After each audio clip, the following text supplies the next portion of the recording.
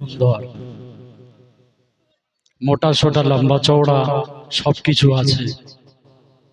16-17 বছর বয়স হয়েছে, ছেলেটারে বিবাহ দিতে হবে, কিন্তু মাথায় চুল নাই। কিছু চুল আছে, অল্প একটু চুল আছে, বাকিটা খালি আছে। এখন দেখতে গিয়েছে আপনাদের পাশের গ্রামে একটা মহিলাকে। মহিলাটাও তেমন দেখতে, কিন্তু মহিলাটারই ওই একই অবস্থা, তার মাথাতেও চুল নাই, কিছুটা টাক পড়ে আছে। টাক বলতে বোঝেন তো? বোঝেন তো? কারণ এখানকার ভাষা আমার দক্ষিণ 24 পরগনার ভাষার থেকে একটু আলাদা আলাদা দেখছি, সবই তো বাংলা ভাষা।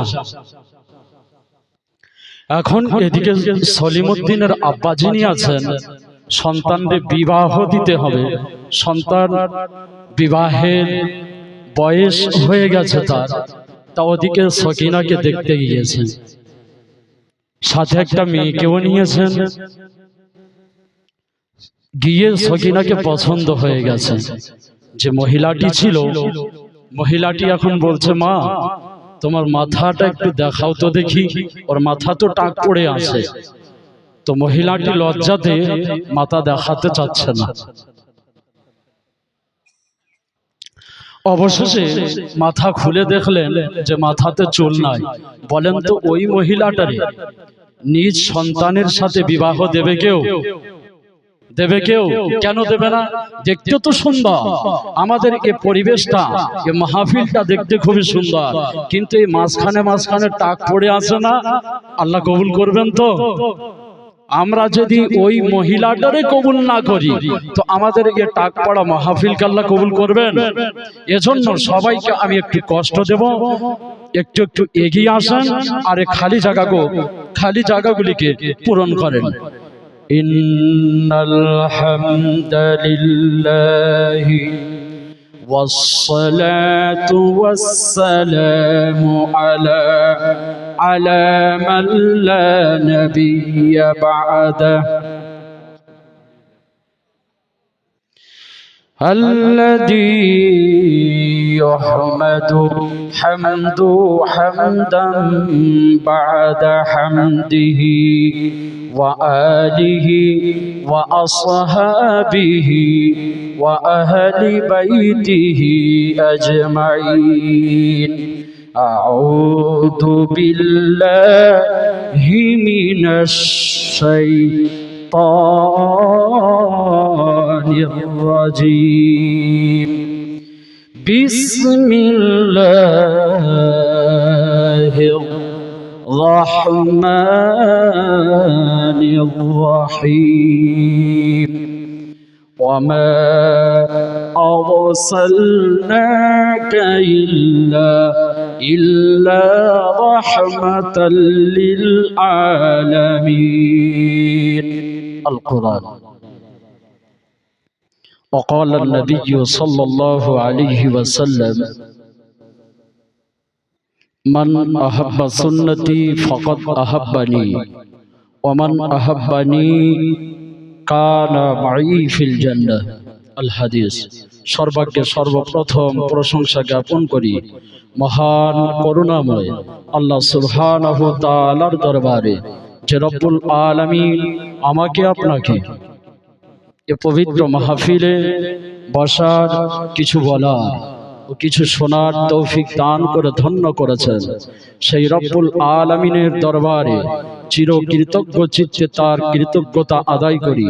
সবাই পড়ি, আমার সাথে সাথে পড়েন, আলহামদুলিল্লাহি রাব্বিল আলামিন।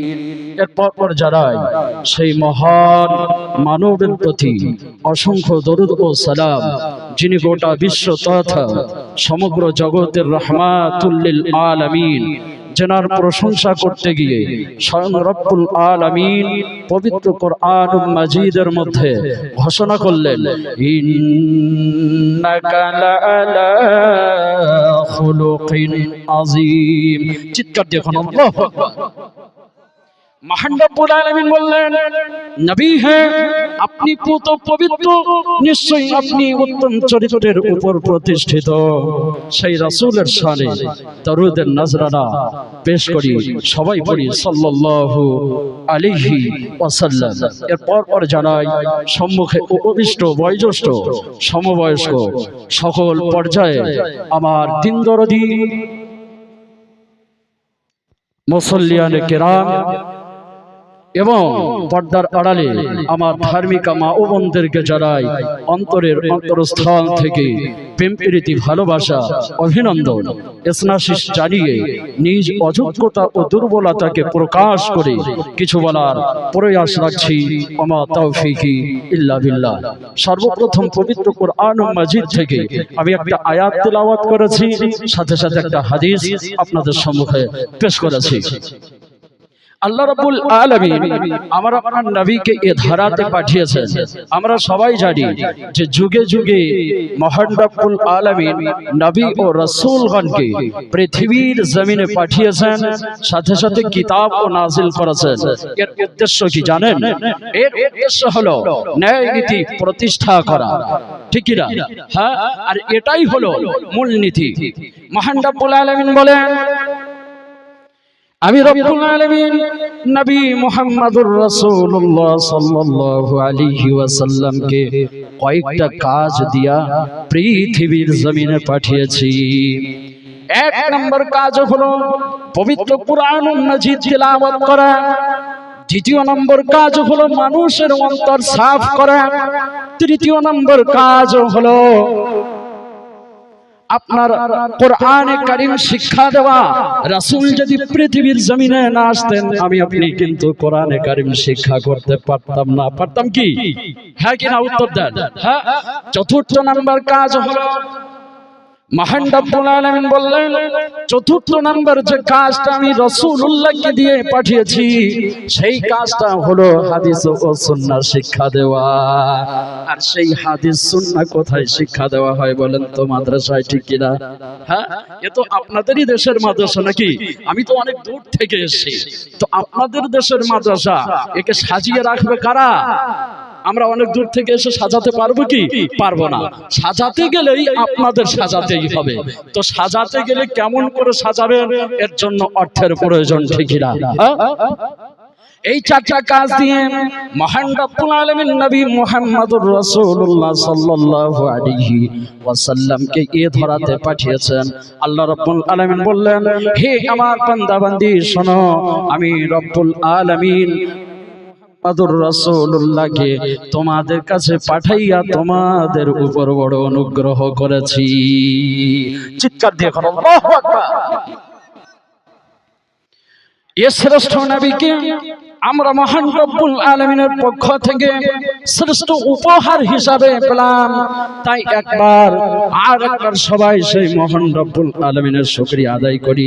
সবাই আমার সাথে সাথে পড়েন, আলহামদুলিল্লাহি রাব্বিল আলামিন। মহব্বতের সহিত পড়েন। এখানে যদি আমি বলতাম ইনকিলাব জিন্দাবাদ, আপনারও তো মনে হচ্ছে এত জোর চিল্লাতেন গলার আওয়াজটা খারাপ হয়ে যেত, ঠিক কিনা বাবা? হ্যাঁ, রাগ করবেন না আমার কথায়। আপনি আল্লাহর শুকরিয়া আদায় করবেন, আল্লাহ খুশি হবেন। আর ইনকিলাব জিন্দাবাদে আপনি যত চিল্লান না কেন আল্লাহ নারাজ হবে। যেখানে আওয়াজ বুলন্দ হওয়ার দরকার সেখানে আজকের মুসলমান আওয়াজ কমিয়ে দিচ্ছে, হাকিরা। আর যেখানে আওয়াজ কম হওয়ার দরকার সেখানে এদের আওয়াজ অনেক ঊর্ধ্বে। কথা বোঝার সেবক বোঝার চেষ্টা করবেন, ইনশাআল্লাহ বয়ান হবে ধীর স্থির ভাবে শোনার চেষ্টা করবেন। তো যে রব্বুল আলামিন আমার আপনার কাছে নবী মুহাম্মদুর রাসূলুল্লাহকে পাঠিয়েছেন, আল্লাহ রাব্বুল আলামিন বললেন, আমি হাবিব, আমার হাবিব মুহাম্মদকে গোটা জগতের জন্য রহমত স্বরূপ পাঠিয়েছি। এর প্রমাণ দেখো হলো কোরআন। মহান রব্বুল আলামিন বললেন, ওয়া মা আরসালনাকা ইল্লা রাহমাতাল লিল আলামিন। চিৎকার দিয়ে এখন আল্লাহু আকবার। আল্লাহ রাব্বুল আলামিন বললেন, হাবিব আপনি কি আমি গোটা জগতের জন্য রহমত করে পাঠিয়েছি। এই গোটা জগতের মধ্যে আমরা সবাই জানি গাছপালা তৃণলতা গরু ছাগল মহিষ ভেড়া ইত্যাদি ইত্যাদি মানব জিন সব কিছু রয়েছে, ঠিক কিনা? আবার মানুষের মধ্যে আপনার বেঈমান রয়েছে এবং মুসলমান আছে, হ্যাঁ কিনা? হ্যাঁ। তো আল্লাহ তো বললেন আমি নবী মুহাম্মদকে গোটা জগতের জন্য রহমত করে পাঠিয়েছি। এখন আমাদের জানা দরকার আছে যে আল্লাহ রাব্বুল আলামিন তো এই কথা বললেন নবী মুহাম্মদ কি খালি আমাদের জন্য রহমত, না আরো অন্যান্য জনের জন্য রহমত? জানার দরকার আছে না নাই? হ্যাঁ। এই আয়াতের তাফসীরে ইমাম তাবারী কি লিখছেন শুনেন। আল্লাহ তো বললেন যে আমি নবী মুহাম্মদকে গোটা জগতের জন্য রহমত করে পাঠিয়েছি। ইমাম তাবারী তাফসীরে তাবারীর মধ্যে লেখেন ইন্নাল্লাহা আরসালা রাসূলাহু محمدا صلى الله عليه وسلم رحمة لجميع عالم المؤمنين والكافرين চিৎকার দিয়ে বলেন আল্লাহু আকবার। ইমাম তাবারী এই আয়াতের তাফসীরে লেখেন যে আল্লাহ রাব্বুল আলামিন নবী মুহাম্মদুর রাসূলুল্লাহ সাল্লাল্লাহু আলাইহি ওয়াসাল্লামকে গোটা পৃথিবীর মুমিন ও কাফের উভয়ের জন্য রহমত করে পাঠিয়েছেন। এখন মুমিনদের জন্য রহমত কিভাবে আর কাফেরদের জন্য রহমত কিভাবে, এটাও আমাদের জানার দরকার আছে না নাই? হ্যাঁ, মুমিনদের জন্য রহমত, কাফেরদের জন্য রহমত, কিভাবে রহমত এটা তো বোঝারও প্রয়োজন আছে, ঠিক কি না? হ্যাঁ, মুমিনদের জন্য রহমত কিভাবে? ইমাম তাবারী লিখছেন فأما المؤمنون فقد هدى الله به চিৎকার দিয়ে কোন আল্লাহু আকবার। একটু আওয়াজ দেন, একটু আওয়াজ দেন। এই জলসাটা যদি বাংলাদেশে হতো আওয়াজ দেখতেন, বাংলাদেশের জলসাগুলো আপনারা শুনবেন আওয়াজ দেখতেন। একটু আওয়াজ দেন। আর সবার ঘুম ঘুম ভাব। দরুদ শরীফ পড়ি তো আল্লাহুম্মা মুহাব্বতের সহিত সাল্লি আলা সাইয়্যিদিনা মাওলানা মুহাম্মদ ওয়া আলা আলি সাইয়্যিদিনা মাওলানা মুহাম্মদ। ইমাম তাবারী লিখছেন ফাআম্মাল মুমিনুনা ফাকাদ হাদাল্লাহু বিহি। ये নবীর কারণে আল্লাহ পাক আমাকে আপনাকে হিদায়াত দান করেছেন, ঠিক না? হ্যাঁ, এই নবীর মাধ্যমে আল্লাহ পাক আমাকে আপনাকে সঠিক রাস্তা দেখাচ্ছেন। এরপর শুনেন ফাকাদ فأما المؤمنون فقد هدى الله به وأدخله بإيمانه وبالعمل بما جاء به من عند الله। এ রাসূলের উপরে ঈমান আনার কারণে এবং রাসূল মহান রব্বুল আলামিনের পক্ষ থেকে যে ঐশী বাণী তথা কুরআন নিয়ে এসেছেন, সে কুরআনের উপর আমল করার কারণে আল্লাহ পাক আমাকে আপনাকে জান্নাতের মেহমান বানায় দেয়। হ্যাঁ, তাহলে যে রাসূলের কারণে আল্লাহ পাক আমাকে আপনাকে হিদায়াত দান করেছেন, যে রাসূলের মাধ্যমে আমাকে আপনাকে সঠিক রাস্তা দেখাইছেন, যে রাসূলকে মেনে নেওয়ার কারণে আর রাসূল আল্লাহর পক্ষ থেকে যে বিধান তথা কোরআন নিয়ে এসেছেন, এই কোরআনের উপর আমল করার কারণে আল্লাহ পাক আমাকে আপনাকে জান্নাতের মেহমান বানায় দেন। বলেন তো এই রাসূল আমার আপনার জন্য রহমত হয় কিনা? এর থেকে বোঝা গেল রাসূলুল্লাহ হলেন মুমিনদের জন্য রহমত, কাফিরদের জন্য রহমত কিভাবে?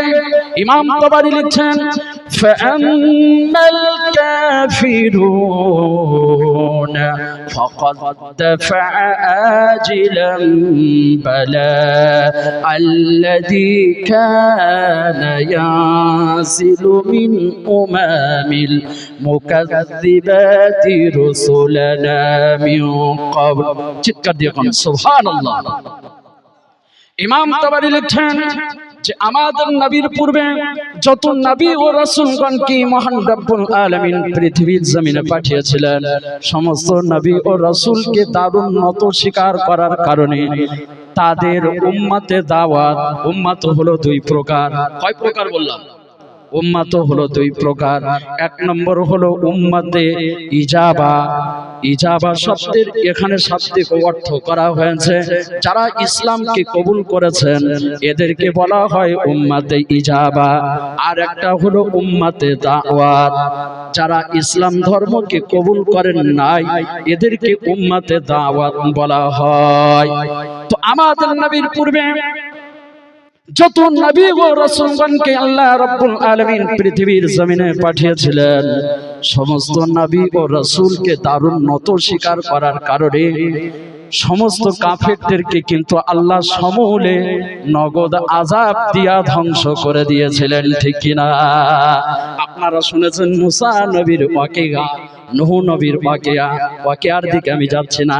ওদেরকে আল্লাহ নগদ আযাব দিয়ে, নগদ শাস্তি দিয়ে কিন্তু বরবাদ করে দিয়েছেন।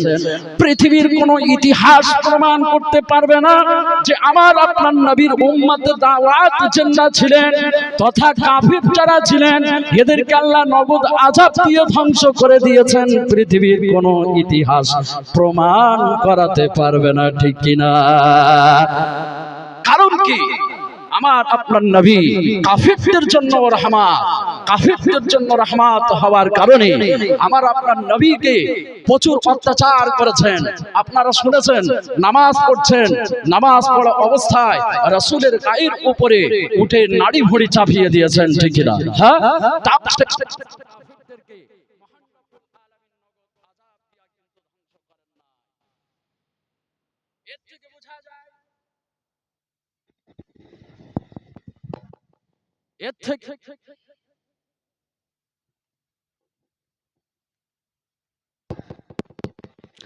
এর থেকে বোঝা যায় যে আর আপনার নবী কাফেরদের জন্য ও রহমত। তাহলে যে রাসূল কাফির, বেঈমান, মুশরিক, মুনাফিক এবং মুমিনদের জন্য রহমত, এ রাসূলকে ভালোবাসার দরকার আছে না নাই? হ্যাঁ, এ রাসূলকে ভালোবাসার প্রয়োজন আছে না নাই? রাসূলকে কেন ভালোবাসবো? এর কয়েকটি দৃষ্টান্ত আমি আপনাদের সম্মুখে পেশ করব। রাসূলুল্লাহকে কেন ভালোবাসবো এর এক নম্বর দৃষ্টান্ত আমার আপনার নবী মুহাম্মদুর রাসূলুল্লাহ একদিন সূরা ইব্রাহিমের একটা আয়াত তেলাওয়াত করছিলেন। সূরা ইব্রাহিমের একটা আয়াত স্মরণ করলেন রাসূলুল্লাহ। নবী ইব্রাহিম আলাইহিস সালাম মহান রব্বুল আলামিনের কাছে কান্না করে আর বলে, আল্লাহ ওয়া ইযু ক্বালা ইব্রাহিম রব্বি ইজআল হাযাল বালাদা আমিনা ওয়াজনুবনি ওয়া বানিয়া আন না'বুদাল আসনাম। নবী ইব্রাহিম আলাইহিস সালাম কান্না করে আর বলেন, আল্লাহ, ওগো আল্লাহ, আপনি এই শহরটাকে হাযাল বালাদ, এই শহর তথা মক্কা শহরটাকে আপনি নিরাপদ, শান্তিময়, শান্তিপূর্ণ শহর বানায় দেন। এরপর নবী ইব্রাহিম আলাইহিস সালাম কান্না করে আর বলে, আল্লাহ ওয়াজনুবনি ওয়া বানিয়া আন না'বুদাল আসনাম। নবী ইব্রাহিম আলাইহিস সালাম কান্না করে আর বলেন, আল্লাহ, আপনি আমাকে আর আমার সন্তান সন্ততিকে মূর্তি পূজার থেকে দূরে রাখেন।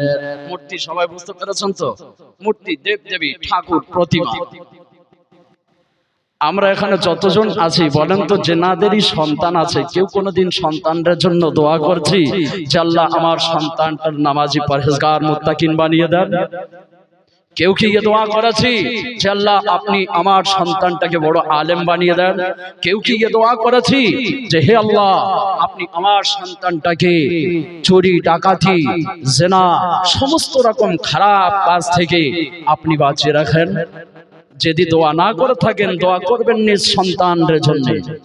কারণ নবী ইব্রাহিম আলাইহিস সালাম নিজ সন্তানের জন্য কি দোয়া করলেন?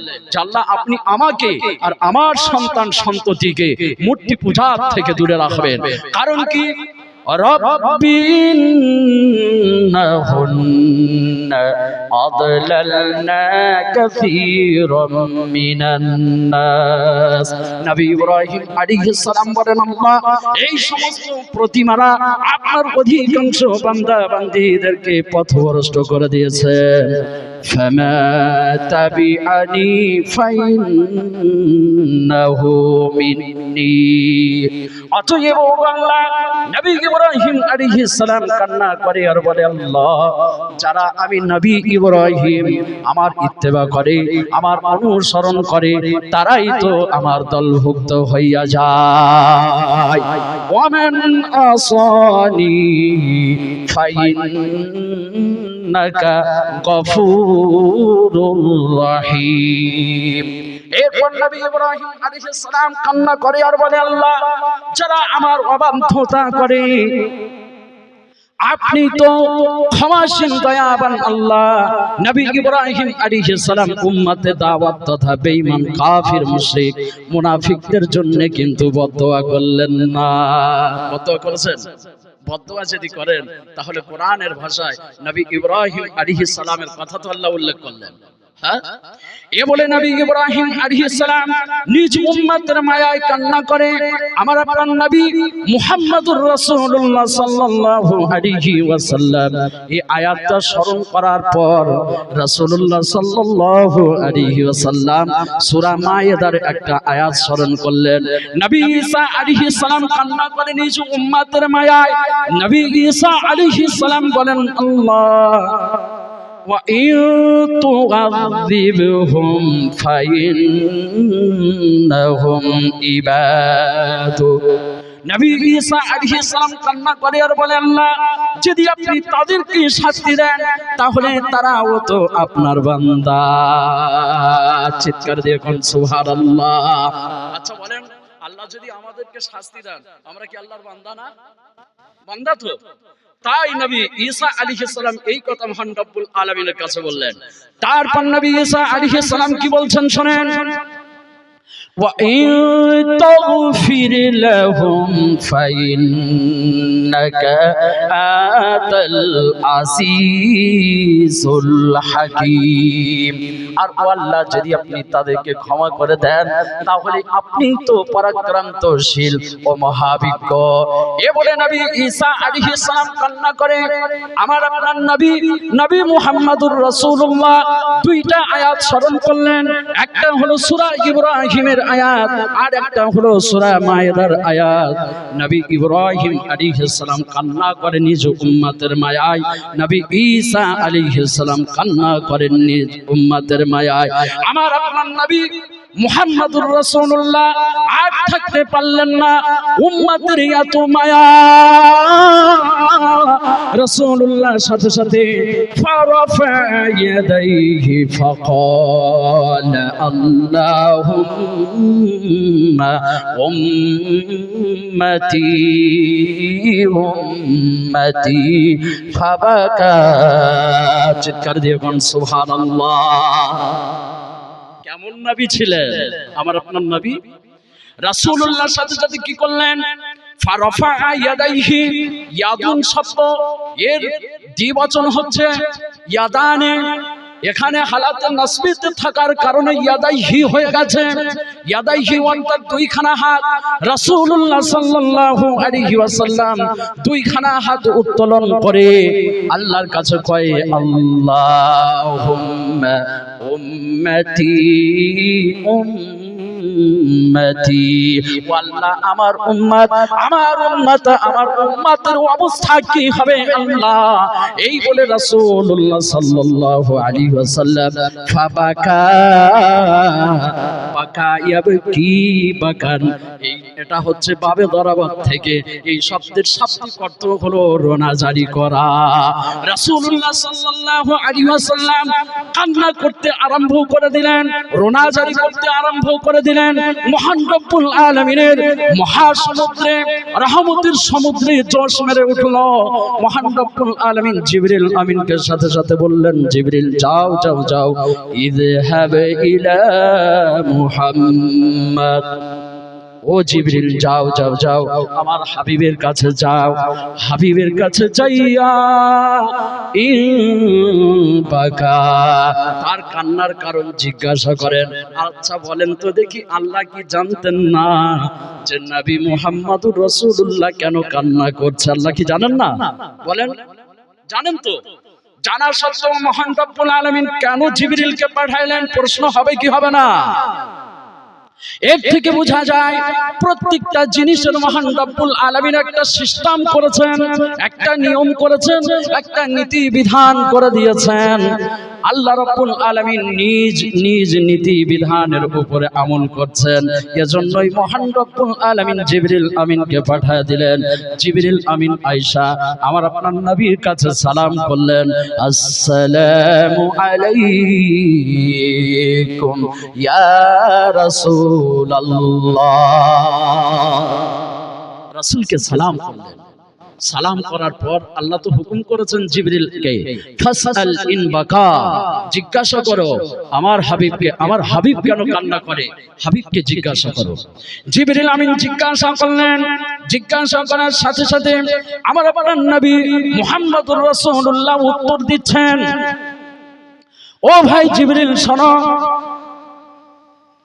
নবী ইব্রাহিম আলাইহিস সালাম কান্না করে নিজ উম্মতের মায়ায়, নবী ঈসা আলাইহিস সালাম কান্না করে নিজ উম্মতের মায়ায়, আমি নবী মুহাম্মদুর রাসূলুল্লাহ, সবাই পড়েন সাল্লাল্লাহু আলাইহি ওয়াসাল্লাম, আমার উম্মতের টেনশনে আমার চোখেও কান্না শুরু হয়ে গেছে। চিৎকার দিয়ে কোন সুবহানাল্লাহ।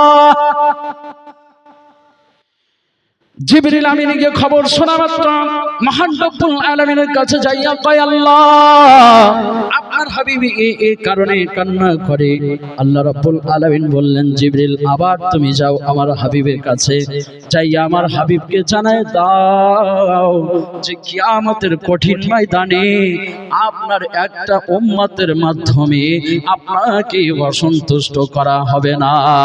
কিয়ামতের ময়দানে আমি রব্বুল আলামিন আপনাকে সন্তুষ্ট করার অঙ্গীকার করলাম। চিৎকার দিয়ে কোন সুবহানাল্লাহ। হ্যাঁ, কেমন নবী, আমাদের কথা বলেন নাই? তাহলে কি রাসূলকে ভালোবাসার প্রয়োজন আছে না নাই? হ্যাঁ, তো রাসূলের ভালোবাসা খালি মুখে ভালোবাসলে হবে না, কামেও ভালোবাসতে তো হবে। আপনাদের গ্রামের মাদ্রাসা আছে, আমি দেখছিলাম মাদ্রাসা অনেক কিছু কমই আছে। মুফতি সাহেব বলছিলেন যে মাওলানা সাহেব মাদ্রাসার ছাদ হবে, ছাদের জন্য বলবে, টাকা দিয়ে সাহায্য করবে। আপনাদের এখানে তো অনেক এতিম বাচ্চাও পড়াশোনা করেন, আপনারা টাকা যে টাকা দিবেন এ টাকা বিফলে যাবে না ইনশাআল্লাহ। একটা টাকা যদি দেন, একটা টাকা পর্যন্ত আপনাদের টাকা বিফলে যাবেন না।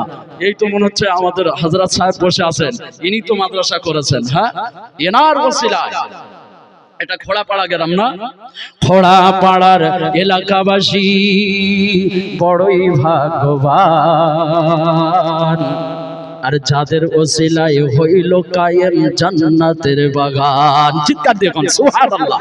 এ খোড়াপাড়ার এলাকাবাসী বড়ই ভাগ্যবান, যাদের ওসিলায় হইল কায়েম জান্নাতের বাগান। আচ্ছা বলেন তো, আপনাদের গ্রামে এই মাদ্রাসাটা হয়েছে, এখানে সবাই খুশি তো? হ্যাঁ, আলহামদুলিল্লাহ, শুনে খুশি হলাম। এই জলসা হচ্ছে, সবাই খুশি তো? অনেকজন রেগে কিন্তু জারে জার হয়ে যায়। শরিয়াতি কাজ হবে, দ্বীনি কাজ হবে, আপনারা পয়সা দিয়ে, সময় দিয়ে, শ্রম দিয়ে, বুদ্ধি দিয়ে সাহায্য করবেন। আমি আপনাদের জন্য দোয়া করে যাব, আমি তো মুসাফির আছি। রাসূলুল্লাহকে কেন ভালোবাসবো এক নম্বর দৃষ্টান্ত পেশ করলাম। দ্বিতীয় নম্বর উদাহরণ, রাসূলুল্লাহকে কেন ভালোবাসবো, মিশকাত শরীফের হাদিস হযরত আব্দুল্লাহ ইবনে উমর রাদিয়াল্লাহু তাআলা আনহু হইতে বর্ণিত। এর পূর্বে যে বয়ানটা করে দিলাম ওটা মুসলিম শরীফের হাদিস, হ্যাঁ আমার বলার খেয়াল ছিল না। মিশকাত শরীফের মধ্যে হাদিসটি উল্লেখ, হযরত আব্দুল্লাহ ইবনে উমর রাদিয়াল্লাহু তাআলা আনহু হইতে বর্ণিত, ইনি বলেন ওয়া আন আব্দুল্লাহ ইবনে উমর রাদিয়াল্লাহু তাআলা আনহু قال كانت الصلاة 50 والغسل من الجنابة 7 مرات وغسل البول من الثوب 7 مرات فلم يزل رسول الله صلى الله عليه وسلم يسأل حتى جعلت الصلاة 5 والغسل من الجنابة مرة وغسل البول من الثوب مرة। আমার ভাষা সবার বুঝে আসছে তো? বুঝে আসছে তো? বুঝে না আসলে বলবেন, হ্যাঁ বুঝে না আসলে ভাষা বলবেন। কারণ বর্তমান সময় এখন আমি আপনাদের শিক্ষক হিসাবে আছি, আপনারা আমার ছাত্র হিসাবে আছেন, তো ছাত্র যদি বুঝতে না পারে শিক্ষকের কাছ থেকে বুঝে নেওয়ার দরকার আছে না নাই? হ্যাঁ, যদি ছাত্র চুপচাপ থাকে, শুনবে এক বুঝবে আর এক, শরিয়াতে কিন্তু গন্ডগোল হয়ে যাবে, হয় কি না? হ্যাঁ, আব্দুল্লাহ ইবনে উমর রাদিয়াল্লাহু তাআলা আনহু হইতে বর্ণিত, ইনি বলেন সর্বপ্রথম যখন নামাজের হুকুম করা হয়েছিল, আমরা সবাই জানি রাসূলুল্লাহ সাল্লাল্লাহু আলাইহি ওয়াসাল্লাম মিরাজের রাতে মহান রব্বুল আলামিনের কাছে গেছিলেন। হ্যাঁ, ওখানে মহান রব্বুল আলামিনের সাথে দিদার হয়েছিল। ওই সময় মহান রব্বুল আলামিন 50 ওয়াক্ত নামাজকে ফরজ করেছিলেন, ঠিক কি না? এই হাদিসের মধ্যেও রয়েছে একবার মানুষ অপবিত্র হয়ে গেলে, জেন্দা বিবাহিত আছেন আর জেন্দা যুবক ছেলে আছেন, পর্দার আড়ালে আমার ধার্মিক মা ও বোনরাও শুনছেন, কারণ আমি তো ছোট বয়স যখন ছিলাম আমাদের গ্রাম ছাড়া অনেক দূর জালসা হতো, আমার বাড়িতে মা বোন কেউ ঘুমাতেন না, সারা রাত আমাদের ওখানে সারা রাত জালসা হয়, তো সারা রাত বাড়িতে বসে বসে বক্তার বয়ান শুনবে। আমার এটাই ধারণা যে এই গ্রামের মা বোনেরা এখনো কেউ ঘুমায় নাই, সব জেগে আছে, বয়ান শুনছেন। একবার অপবিত্র হইয়া গেলে বলেন তো আমরা গোসল কয়বার করি? স্বামী স্ত্রী মধুর মিলন করলেন বা যুবক যুবতী আপনার রাতে ঘুমিয়ে স্বপ্ন দেখতে অনেক কিছু হয়ে গেছে, শরীর অপবিত্র হয়ে গেছে, বলেন তো আমরা কয়বার গোসল করি? কবার গোসল করি? অনেকবার করি কি একবার করি? একবার করি না? কাপড় চোপড় যদি নোংরা হয়ে যায় কয়বার ধৌত করি বলেন তো? আমাদের হানফি মাসলাক হচ্ছে একবার ধৌত করে ভালো করে নিকড়িয়ে নিয়ে আবার ওকে ধুয়ে নিয়ে আবার নিচড় দিয়ে আবার ধুয়ে নিয়ে নিচড় দিয়ে, ঠিক না? অন্যান্য ইমামদের মতে যদি আপনি ভালো করে কাপড় চোপড়টা ধুয়ে নেন, একবারে নিকড়াই দিলে কাপড়টা পাক হয়ে যায়। সর্বপ্রথম 50 ওয়াক্ত নামাজ ফরজ করা হয়েছিল। এই হাদিসের মধ্যে বলা হয়েছে মানুষ অপবিত্র হইয়া গেলে 7 বার তার গোসল করার প্রয়োজন, 7 বার গোসল করার আদেশ করা হয়েছিল। হাদিসটি মিশকাত শরীফের মধ্যে আছে। আর যদি কাপড় চোপড়ে প্রসাব লাগা যায়, প্রসাব যদি লাগিয়া যায়, সেটা কেউ 7 বার না ধৌত করলে পবিত্র হতো না। আমার আপনার নবী ভাবলেন আমার উম্মত কমজোর, আল্লাহ রাব্বুল আলামিন পবিত্র কোরআন মাজিদের মধ্যে ঘোষণা করেছেন খলিকাল ইনসানু দাইফা, এই মানুষকে আমি রব্বুল আলামিন খুব কমজোর করে তৈরি করেছি। হ্যাঁ, কতটা কমজোর করে তৈরি করেছি? এতটা কমজোর করে তৈরি করেছি যখন এ পৃথিবীর জমিনে আসে এর কোনো জ্ঞানই ছিল না, নড়াচড়া খালি কান্না ছাড়া এর কোনো উপায় ছিল না। এতটা কমজোর করে তৈরি করেছি, এ যখন পৃথিবীর জমিনে আসে এর মায়ের এর খাদ্য কোথায় এ জানতো না। আপনারা দেখবেন আপনাদের গ্রামে গরু ছাগল মহিষ ভেড়া যারা কিছু আছে, গরুর বাচ্চা হলে 2-4 মিনিট পর ও কিন্তু ওর খাদ্য কোথায় আছে খুঁজে নেয়, ঠিক কি না? মানুষ খুঁজে নেয়, দেখেছেন? 1 বছর বয়স পর্যন্ত ওর কোথায় খাদ্য আছে ওর মুখটা ওখানে ও ধরিয়ে দিতে হয়, ঠিক কি না? হ্যাঁ, তাহলে কতটা কমজোর করে আল্লাহ তৈরি করেছেন। অপর আয়াতের মহান রব্বুল আলামিন বলেছেন, আমি ইনসানকে মনুষ্য জাতিকে কমজোর করে তৈরি করেছি। তারপর আমি রব্বুল আলামিন কি করেছি শোনেন, ওয়াজআলা মিন বাদি তুফিল কুওয়া। কমজোর করার পর অনেক মানুষ দুনিয়াতে আসার পর 1-2 দিন বাঁচা থাকার পর দেখবেন দুনিয়া থেকে বিদায় নেয়। অনেক মানুষ এমন আছে 3-4 বছর বয়স হয়ে গেলে দুনিয়া থেকে বিদায় নেয়। অনেক মানুষ আছে 15-20 বছর বয়স হওয়ার পর মারা যায়। অনেক মানুষ আছে 60-70 বছর বয়স হলে দুনিয়া থেকে বিদায় নেয়, ঠিক না? আল্লাহ রাব্বুল আলামিন বললেন, সর্বপ্রথম আমি তোমাকে কমজোর করে তৈরি করেছি। তারপর যারা যুবক হয়ে যায়, বলেন তো যুবক হলে ক্ষমতা বেশি থাকে না কম থাকে? হ্যাঁ, আল্লাহ রাব্বুল আলামিন বললেন আমি তোমাদেরকে ক্ষমতাবান তৈরি করেছি। তারপরে আবার তোমাদের কি করব শোনেন, ওয়াজআলা মিন বাদি কুওয়াতিন ওয়াসফাও ওয়া শাইবা। আমি রব্বুল আলামিন তোমাদেরকে ক্ষমতা দেওয়ার পর আবার যদি তোমার 60-70 বছর জীবন দান করি, তোমার 60-70 বছর বয়স যখন হয়ে যাবে লাঠি ধরে ঘুরতে হবে, ওয়াশাইবা এবং মাথার চুল, দাড়ির চুল, গোপের চুল, আপনার হুরুর চুল, শরীরের সমস্ত চুলগুলো সাদা হয়ে যাবে, ঠিক না? এতটা কমজোর তোমাদেরকে আবার আমি রব্বুল আলামিন করে দেব। যে কথা বয়ান করছিলাম, রাসূলুল্লাহ সাল্লাল্লাহু আলাইহি ওয়াসাল্লাম ভাবলেন যে আমার উম্মত তো খুবই কমজোর, 50 ওয়াক্ত নামাজ সারা দিনে পড়া সম্ভব হবে না। এখন অনেক হতভাগা মুসলমান রয়েছে 5 ওয়াক্ত নামাজ তাও পড়ে না, ঠিক কি না?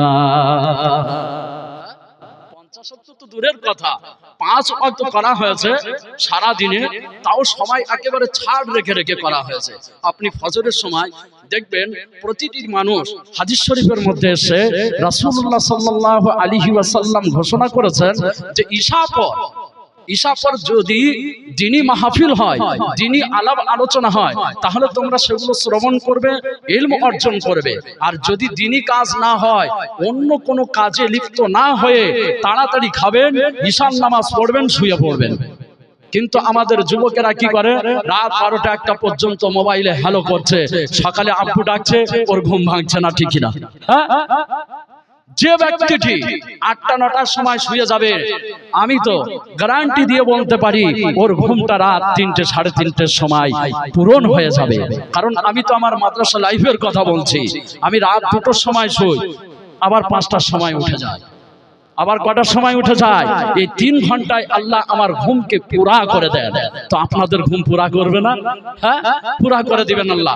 যে কথা বলছিলাম, রাসূলুল্লাহ ভাবলেন আমার উম্মতের উপরে খুবই ভারী হয়ে যাবে, আর একবার অপবিত্র হয়ে গেলে কনকনে ঠান্ডা, বলেন তো কনকনে ঠান্ডার সময় যখন ঠান্ডা প্রচুর থাকে, যারা স্বামী স্ত্রী মধুর মিলন করে, আমার তো মনে হয় 100 জনের ভিতরে 50টা যুবক গোসল করে না, 100 জনের ভিতরে 95টা যুবক গোসল করে না, ঠিক না? হ্যাঁ, তাও কি একবার গোসল, একবার যদি উত্তম রূপে গোসল করে, গোসলের 3টা ফরজ আছে, আমরা সবাই অবগত আছি। 1 নম্বর হচ্ছে ভালো করে কুল্লি করা, 2য় নম্বর নাকে পানি পৌঁছানো, 3য় নম্বর হলো সম্পূর্ণ শরীরটা পূর্ণরূপে ধৌত করা। এটাই তো নাকি গোসলের ফরজ, এই 3টা ফরজ। তো ঠান্ডার কারণে একবার মাত্র গোসল করতে হবে, অনেক যুবক গোসল করে না। আর হুকুম হয়েছিল কবার? 7 বার। তো 7 বার যদি গোসল করার হুকুমটা অব্যাহত থাকতো, তাহলে আমাদের উপরে কত ভারী হয়ে যেত। দেখেন একবার কাপড়ে যদি প্রস্রাব পায়খানা লাগা যায়, ও হুকুম হয়েছিল, আদেশ হয়েছিল তাকে ও 7 বার ধৌত করা হবে। আমার আপনার নবী উম্মতের দিকে তাকায়া উম্মতের মায়ায় রাসূলুল্লাহ হাদিস শরীফের মধ্যে এসেছে, ফালাম ইয়াসাল রাসূলুল্লাহি সাল্লাল্লাহু আলাইহি ওয়াসাল্লাম ইয়াসআল। রাসূলুল্লাহ সাল্লাল্লাহু আলাইহি ওয়াসাল্লাম বারবার মহান রব্বুল আলামিনের কাছে সওয়াল জবাব করতে থাকছেন। সওয়াল জবাব করতে করতে করতে করতে হাত্তা জুইলাতিস সালাতু খামসান والغسل من الجنابة مرة وغسل البول من الثوب مرة। রাসূলুল্লাহ বারবার সওয়াল করার কারণে মহান রব্বুল আলামিন নামাজকে করে দিয়েছেন কয় ওয়াক্ত? 5 ওয়াক্ত। আর একবার মানুষ অপবিত্র হয়ে গেলে একবার যদি উত্তম রূপে গোসল করে নেয়, ওই ব্যক্তিটি কিন্তু পবিত্র হয়ে যাবে। কোন কাপড় চোপড়ে যদি প্রস্রাব পায়খানা লাগা যায়, উত্তম রূপে যদি কাপড়টা ধৌত করা হয়, আমাদের ইমাম ছাড়া অন্যান্য ইমামের নিকটে যদি একবার ধৌত করা হয়, কাপড়টা পবিত্র হয়ে যাবে। আর আমাদের ইমাম আবু হানিফা রাহিমাহুল্লাহর নিকটে একবার ধুয়ে আপনার কাপড়টা ভালো করে পাক দিয়ে পানি ঝরাতে হবে, আবার একবার ধৌত করে পানিটা পাক দিয়ে আপনার বাহির করতে হবে। এমন করে 3 বার ধুলে পবিত্র হয়ে যাবে। তো যে রাসূল আমার আপনার কথা চিন্তা করেছেন, এ রাসূলকে ভালোবাসার প্রয়োজন আছে না নাই? কথা বুঝে আসছে? রাসূলুল্লাহকে কেন ভালোবাসবো, এর 3 নম্বর দৃষ্টান্ত হযরত আবু হুরায়রা রাদিয়াল্লাহু তাআলা আনহু হইতে বর্ণিত। ইনি বলেন, ওয়া আন আবি হুরায়রা রাদিয়াল্লাহু তাআলা আনহু قال قال رسول الله صلى الله عليه وسلم مثلي ومثل أمتي كمثل رجل استوقد نارا فلما أضاءت ما حولها ذهب الفراش وهذه الدواب التي تقع في النار ويقعن فيها فجعل يحجزهن فيغلبنه فيها فيتقهرن فأنا آخذ بحجزكم عن النار وأنتم تقحمون। রাসূলুল্লাহ সাল্লাল্লাহু আলাইহি ওয়াসাল্লাম বলেন, আল্লাহর হাবিবকে কেন ভালোবাসবো, কেন প্যার করব, কেন মহব্বত করব, এর 3য় নম্বর দৃষ্টান্ত আল্লাহর হাবিব বললেন, আমি আর আমার উম্মতের দৃষ্টান্ত হলো এমন এক ব্যক্তির ন্যায় যে ব্যক্তিটি আগুন জ্বালিয়েছে। ইস্তাওকাদা ইয়াস্তাওকিদু ইস্তিকাদান, এই শব্দের শাব্দিক অর্থ হচ্ছে আগুন জ্বালানো। এখানে তো আগুন জ্বালানো হয় না, দেখেন বাল্ব জ্বালানো হয়েছে, ঠিক না? হ্যাঁ, এখানে কাল আপনারা আগামীকাল এসে সন্ধ্যার সময় দেখবেন এই যে পোকামাকড় উড়ে বেড়াচ্ছে না, এরা আর উড়বে না, উড়বে আর এদের দেখতে পাবেন। এই লাইট জ্বলছে যার কারণে এরা এখানেই এসে উঠছে। এখানে যদি বলেন তো আগুন চালানো হতো, দেখেন কটা টিউবলাইট আছে, এই কটা টিউবলাইটে এতগুলো জায়গা আলোকিত হয়ে আছে। যদি আগুন জ্বালানো হতো সেখানেও তো আলোকিত হয়ে যেত, হ্যাঁ কি না? হ্যাঁ, দেখবেন আপনি অন্ধকারের সময় কোন জায়গা আলো জ্বালাবেন, তার চতুর্দিকে আলোকিত হয়ে যাবে, হ্যাঁ কি না? আল্লাহর হাবিব বললেন, আমি আর আমার উম্মতের দৃষ্টান্ত হলো এমন এক ব্যক্তির নাই যে ব্যক্তিটি আগুন জ্বালিয়েছে। ইস্তাওকাদা নারা, এই নারন মাফউলে বিহি হওয়ার কারণে নাসব এসেছে। এখানে তো আলেম ওলামারা থাকলে বেশি বুঝতে পারতেন। যাই হোক, আমার নানাজান আছেন, আরো উলামায়ে কেরামগণ আছেন, এই কথাগুলো ওনরাই বুঝতে পারছেন। যাই হোক, ইলমিয়াতের দিকে কিছু টাচ দিই, সাথে সাথে আপনাদেরও নিয়ে চলি। আগুন জ্বালানোর পর ফালাম্মা আদাআত মা হাওলাহা, আগুন জ্বালানোর পর তার চতুর্দিকে যখন আলোকিত হয়ে গেল, যাহাবাল ফারাশু ওয়া হাদিহি দাওয়াবুল্লাতী তাকাউ ফিন্নার। রাসূলুল্লাহ বললেন, ওই ব্যক্তিটি আগুন জ্বালানোর পর যখন তার আগুনের চতুর্দিকে আলোকিত হয়ে গেল, উড়ন্ত ফড়িং ও পতঙ্গের দল উড়ে উড়ে উড়ে উড়ে ওই আগুনের মধ্যে পড়তে চায়। দেখেন, আপনার টিউবলাইটের দিকে খেয়াল করে দেখেন, পোকামাকড়গুলো উড়ে উড়ে টিউবলাইটের গায়ে এসে বসছে, ঠিক না? উড়ন্ত ফড়িং ও পতঙ্গের দলগুলি উড়ে উড়ে ওই আগুনের মধ্যে পড়তে থাকে। আল্লাহর হাবিব বললেন, যে ব্যক্তিটি আগুন জ্বালিয়েছে ওই ব্যক্তিটি বলতে থাকে, তোরা আসিস না, যা, চলে যা, যা যা চলে যা। বলেন তো কয়টারে আটকাবে? দিক হলো 10টা, আমরা শুনেছি। ওই 10-এর দিক ধারাপথে লেখা আছে, 10-এর দিক, ঠিক না? হ্যাঁ, ধারাপথ পড়বেন, দেখবেন ওতে 10-এর দিক লেখা আছে, 10টা দিক। 10টা দিক হলো কেমন করে? ঊর্ধ্ব অধ, পশ্চিম বায়ু, উত্তর নৈঋত, পূর্ব অগ্নি, দক্ষিণ নৈঋত, ঈশান ছেড়ে গিয়েছে, ঈশান। এই হলো 10টা দিক। আচ্ছা বলেন তো, উড়ন্ত ফড়িং ও পতঙ্গের দল যখন উড়ে উড়ে আগুনের মধ্যে পড়বে, ও কয়টা দিক থেকে আটকাবে? ধরে নেন, আমি যদি এদিক থেকে পোকামাকড়গুলো আটকাতে থাকি, এদিক থেকে কিন্তু পোকামাকড় উড়ে উড়ে এসে আগুনের মধ্যে পড়ে যাবে, ঠিক কিনা? রাসূলুল্লাহ বললেন, যে ব্যক্তিটি আগুন জ্বালিয়েছে, আগুন জ্বালানোর পর ও যেরূপ ভাবে উড়ন্ত ফড়িং ও পতঙ্গের দলগুলিকে আগুনে পড়ার থেকে বাঁচাতে চায়, ফানা আখিদুম বিহুজাসিকুম আনিন নার। চিৎকার দিয়ে কোন সুবহানাল্লাহ। রাসূলুল্লাহ বলছেন, আমি রাসূলুল্লাহ ঠিক তদ্রূপ তোমাদেরকে জাহান্নামের আগুন থেকে বাঁচাইতে চাই। চিৎকার দিয়ে কোন সুবহানাল্লাহ। ওয়া আনতুম তাকাহামুন, কিন্তু তোমরা আমার হাত থেকে ছুটে ছুটে ছুটে ছুটে জাহান্নামের আগুনের মধ্যে পড়ে যাচ্ছ। বলেন তো, যে রাসূল আমাকে আপনাকে জাহান্নামের আগুন থেকে বাঁচাইতে চায়, এ রাসূলের ভালোবাসার প্রয়োজন আছে না নাই? একটু আওয়াজ দেন। আপনারা যত আওয়াজ দিবেন আমার তত মজা লাগবে। আমি অনেক দূর থেকে এসেছি, বুঝলেন না? আমি তো মুসাফির আছি, মুসাফিরের দোয়া আল্লাহ কবুল করেন। হ্যাঁ, আমি দক্ষিণ 24 পরগনা থেকে আসছি। নানা জানের জিজ্ঞাসা করে নেবেন, আপনাদের গ্রামে অনেক আলেম উলামা আছেন, আর এখন তো প্রচুর সবই জায়গায় প্রায় আলেম উলামা আছেন। ভুল বলে গেলে ধরবে, ভুল বলে গেলে কি ধরবে? আরে আলেম ওলামা না যদিও না ধরে, আল্লাহর কাছে তো পাকড়াও হতে হবে না? হ্যাঁ, ও আল্লাহর কাছে কি জবাব দিব আমরা? কি জবাব দিব? তো যে রাসূলকে ভালোবাসার প্রয়োজন আছে না নাই? রাসূলকে ভালোবাসার দরকার আছে। কেমন করে ভালোবাসবো রাসূলকে? সব একটা একটা একটা একটা করে আমি বলবো ইনশাআল্লাহ। আপনারা আমার আওয়াজে একটু আওয়াজ দিবেন, আর মাদ্রাসার কথা ব্রেনে রাখবেন।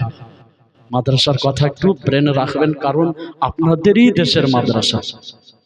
হ্যাঁ, এই মাদ্রাসাকে সাজাতে হলে, সুন্দর করে সাজাতে হলে, মাদ্রাসাকে বড় করতে গেলে আমাদের দক্ষিণ 24 পরগনাতে যাবেন, উত্তর 24 পরগনাতে যাবেন, দেখবেন অধিকাংশ মাদ্রাসা আপনার বিরাট বিরাট মাদ্রাসা 3 তলা 4 তলা হয়ে আছে।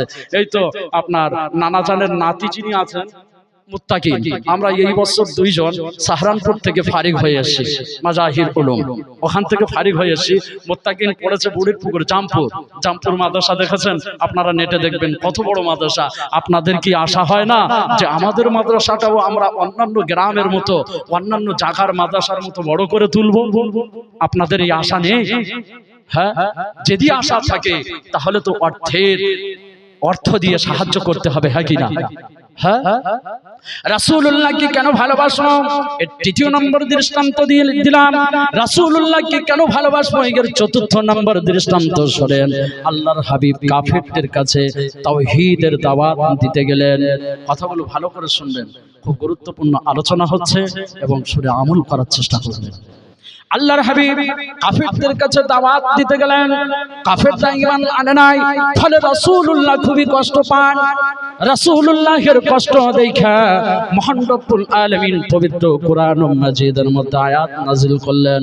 আল্লাহ রব্বুল আলামিন বললেন, ফালাআল্লাকা বাখিউন নাফসাকা আলা আসারিহিম ইল্লাম ইউমিনু বিহাদাল হাদিসি আসাফা। মহান রব্বুল আলামিন বলেন, হাবিব, যদি তারা উপরোক্ত বিষয়বস্তুর প্রতি ঈমান না নিয়ে আসে, তাহলে সম্ভবত আপনি তাদের পশ্চাতে, তাদের কথা ভাবতে ভাবতে, তাদের পশ্চাতে পরিতাপ করতে করতে নিজেরে ধ্বংস করে দিবেন। একটা মানুষ যদি চিন্তা করে, বলেন কমজোর হবে কি হবে না? কমজোর হবে তো। চিন্তার রোগের কোনো ওষুধ না। তাই রাসূল চিন্তায় রয়েছেন যে কাফিরদের কাছে তাওহীদের দাওয়াত দিচ্ছি, কেউ ঈমান কবুল করে না। এই টেনশনে রাসূলুল্লাহ বিরাট পেরেশান। তাই রাসূলুল্লাহর পেরেশানি দেখে মহান রব্বুল আলামিন আয়াত নাযিল করে দিলেন। রাসূলুল্লাহ কেন পেরেশান ছিলেন? এজন্যই যে আমার একটাও উম্মতে দাওয়াত, এত উম্মত না, উম্মতে দাওয়াত এরা ঈমান কবুল না করার কারণে এদেরকে জাহান্নামে নিক্ষেপ করা হবে। তো রাসূলের ইচ্ছা এটাই ছিল যে তারা যেন জাহান্নামে না যায়। এজন্য রাসূলুল্লাহ পেরেশান ছিলেন। তো যে রাসূলের কষ্ট দেখা মহান রব্বুল আলামিন পবিত্র কোরআন মাজিদের মধ্যে আয়াত নাযিল করে দেন, এ রাসূলকে ভালোবাসার প্রয়োজন আছে না নাই? আল্লাহুম্মা সাল্লি আলা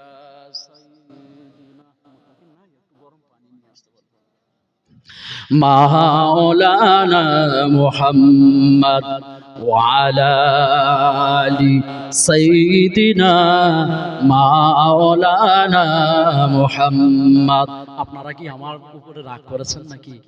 না আমি অনেক দূর থেকে আসছি এ কারণে আমার উপরে বেজার আছেন? হ্যাঁ, রাগ করেছেন? রাগ করলে ছোট্ট সন্তান হিসাবে আমাকে ক্ষমা করবেন। আমি অনেক জায়গায় যাই জলসা করতে গিয়ে অনেক জায়গায় জিজ্ঞাসা করে, বলছি তোমার বয়স কত? মনে করে এই ছোট্ট বাচ্চা আবার কি জলসা করবে? হ্যাঁ, এই ছোট্ট বাচ্চা এ কি জলসা করবে? আরে জলসা তো আমার করার কোনো ক্ষমতা নাই। আল্লাহ যতটুকুন বলিয়ে নিবেন, এর বেশি কি আমি বলতে পারবো?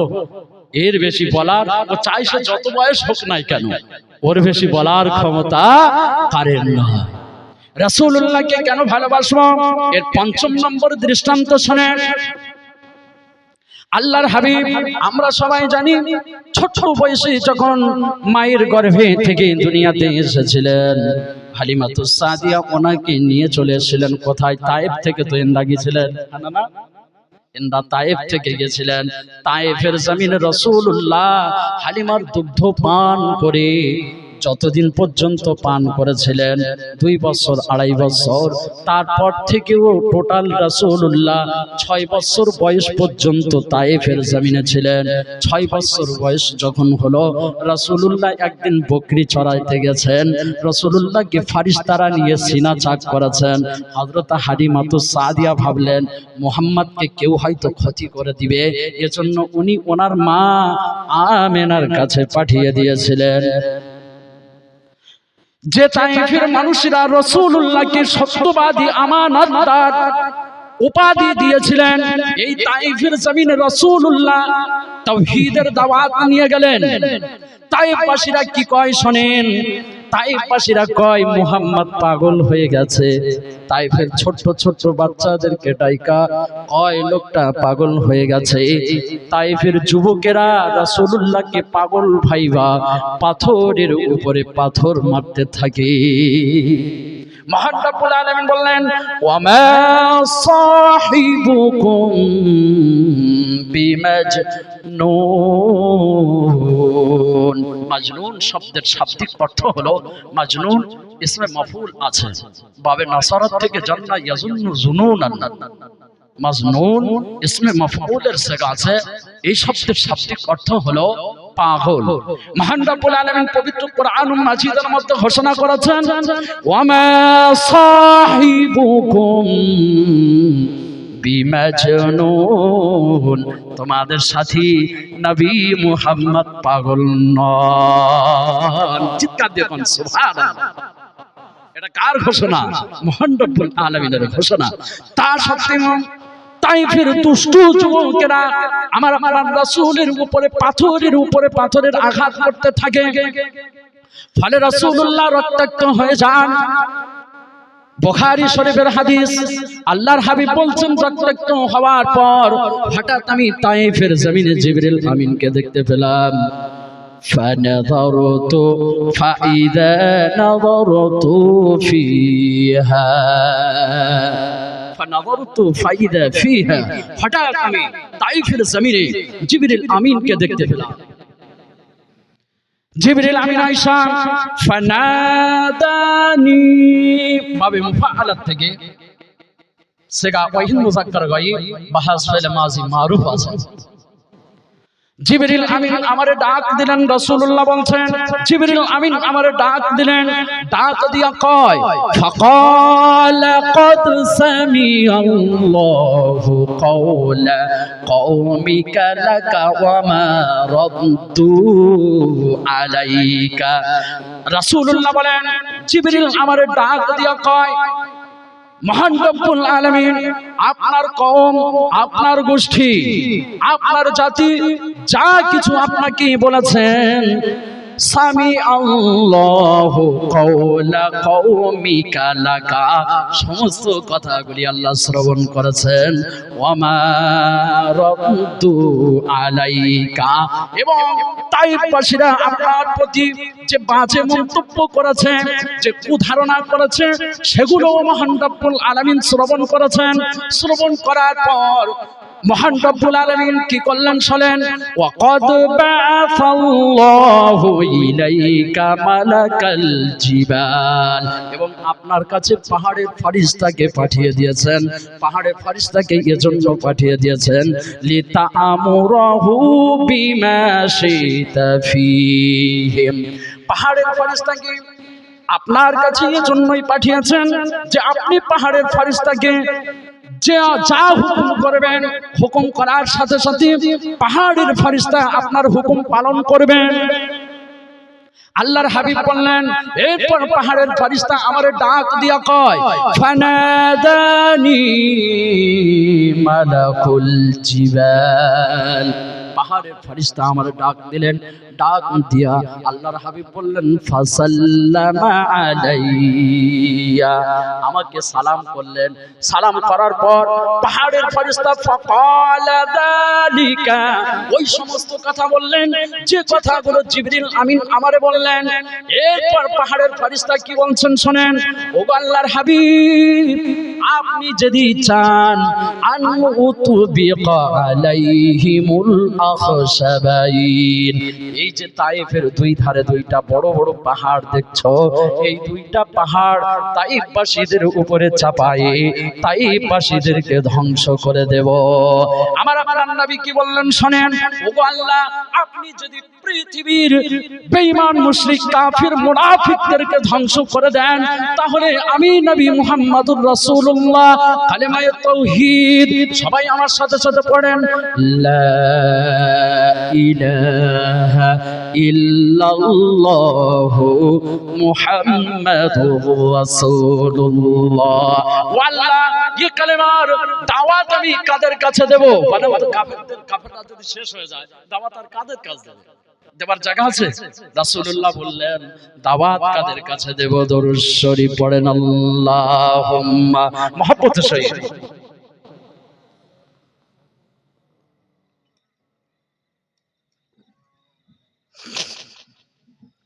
এহেন পীড়াদায়ক ও মর্মান্তদায়ক অবস্থায় উত্তেজনার স্থলে উত্তেজিত ও ক্রোধান্বিত হওয়ার পরিবর্তে রাসূলুল্লাহ কি বললেন শোনেন। রাসূলুল্লাহ সাল্লাল্লাহু আলাইহি ওয়াসাল্লাম পয়গম্বর সুলভ ভাষায় যা বললেন তা প্রচার ও সংস্কারদের জন্য একটি উজ্জ্বল শিক্ষা ও হিদায়াত। রাসূলুল্লাহ সাল্লাল্লাহু আলাইহি ওয়াসাল্লাম বললেন, বাল আরজু আই ইউখরিজাল্লাহু মিন আসলাবিহিম من يعبد الله وحده لا يشرك به شيئا। আল্লাহর হাবিব বললেন আমি নবী মুহাম্মদুর রাসূলুল্লাহ, আমার আশা আমার আকাঙ্ক্ষা হলো এটাই যে মহান রব্বুল আলামিন তায়েফবাসীদের হতে ওদের বংশধর থেকে এমন এমন সন্তান দান করবেন যারা কেবলমাত্র এক আল্লাহর ইবাদত বান্দেগি করবেন। চিৎকার দিয়ে কোন সুবহানাল্লাহ। ওয়ালা ইউশরিকু বিহি শাইয়্যা, এবং মহান রব্বুল আলামিনের সাথে কাউকে শরীক করবে না। এটাই ছিল রাসূলুল্লাহের কামনা। তো যে রাসূল মারও খাইলেন, পিটাইও খাইলেন, রক্তাক্তও হইলেন, গালি গালাজও খাইলেন, তা সত্ত্বেও রাসূলুল্লাহ উম্মতের জন্য এত মায়া। বলেন তো ইয়া রাসূলকে ভালোবাসার প্রয়োজন আছে না নাই? রাসূলুল্লাহকে কেন ভালোবাসবো? এর 6 নম্বর দৃষ্টান্ত বুখারী শরীফের হাদিস। আল্লাহর হাবিব বলেন, মা মিন মুমিনিন ইল্লা ওয়া আনা আউলান নাসি বিহি ফিদ দুনিয়া ওয়াল আখিরা।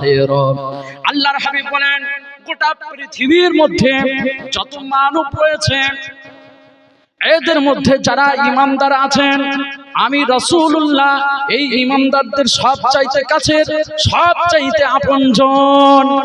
বলেন তো রাসূলুল্লাহ আমাদেরকে আপনজন বললেন, তাহলে রাসূল আমাদেরকে ভালোবাসেন কি বাসেন না? হ্যাঁ, যে রাসূল আমাদেরকে ভালোবাসে সে রাসূলকে ভালোবাসার দরকার আছে না নাই? আমি আপনাকে ভালোবাসবো আর আপনি আমার বুকে ছুরি মারবেন, এটা হতে পারে না, ঠিক কিনা? হ্যাঁ, বুকে ছুরি কারা মারেন বলেন তো? রাগ করবেন না। অনেকজন আছেন দেখবেন দাড়ি নাই, এক জায়গায় জলসা করতে গিয়েছি, বলে মাওলানা দাড়ি রাখো। কি বলছে? বলে দাড়ি রাখবো কেন? যখন জন্ম হয়েছিলাম তখন তো দাড়ি ছিল না,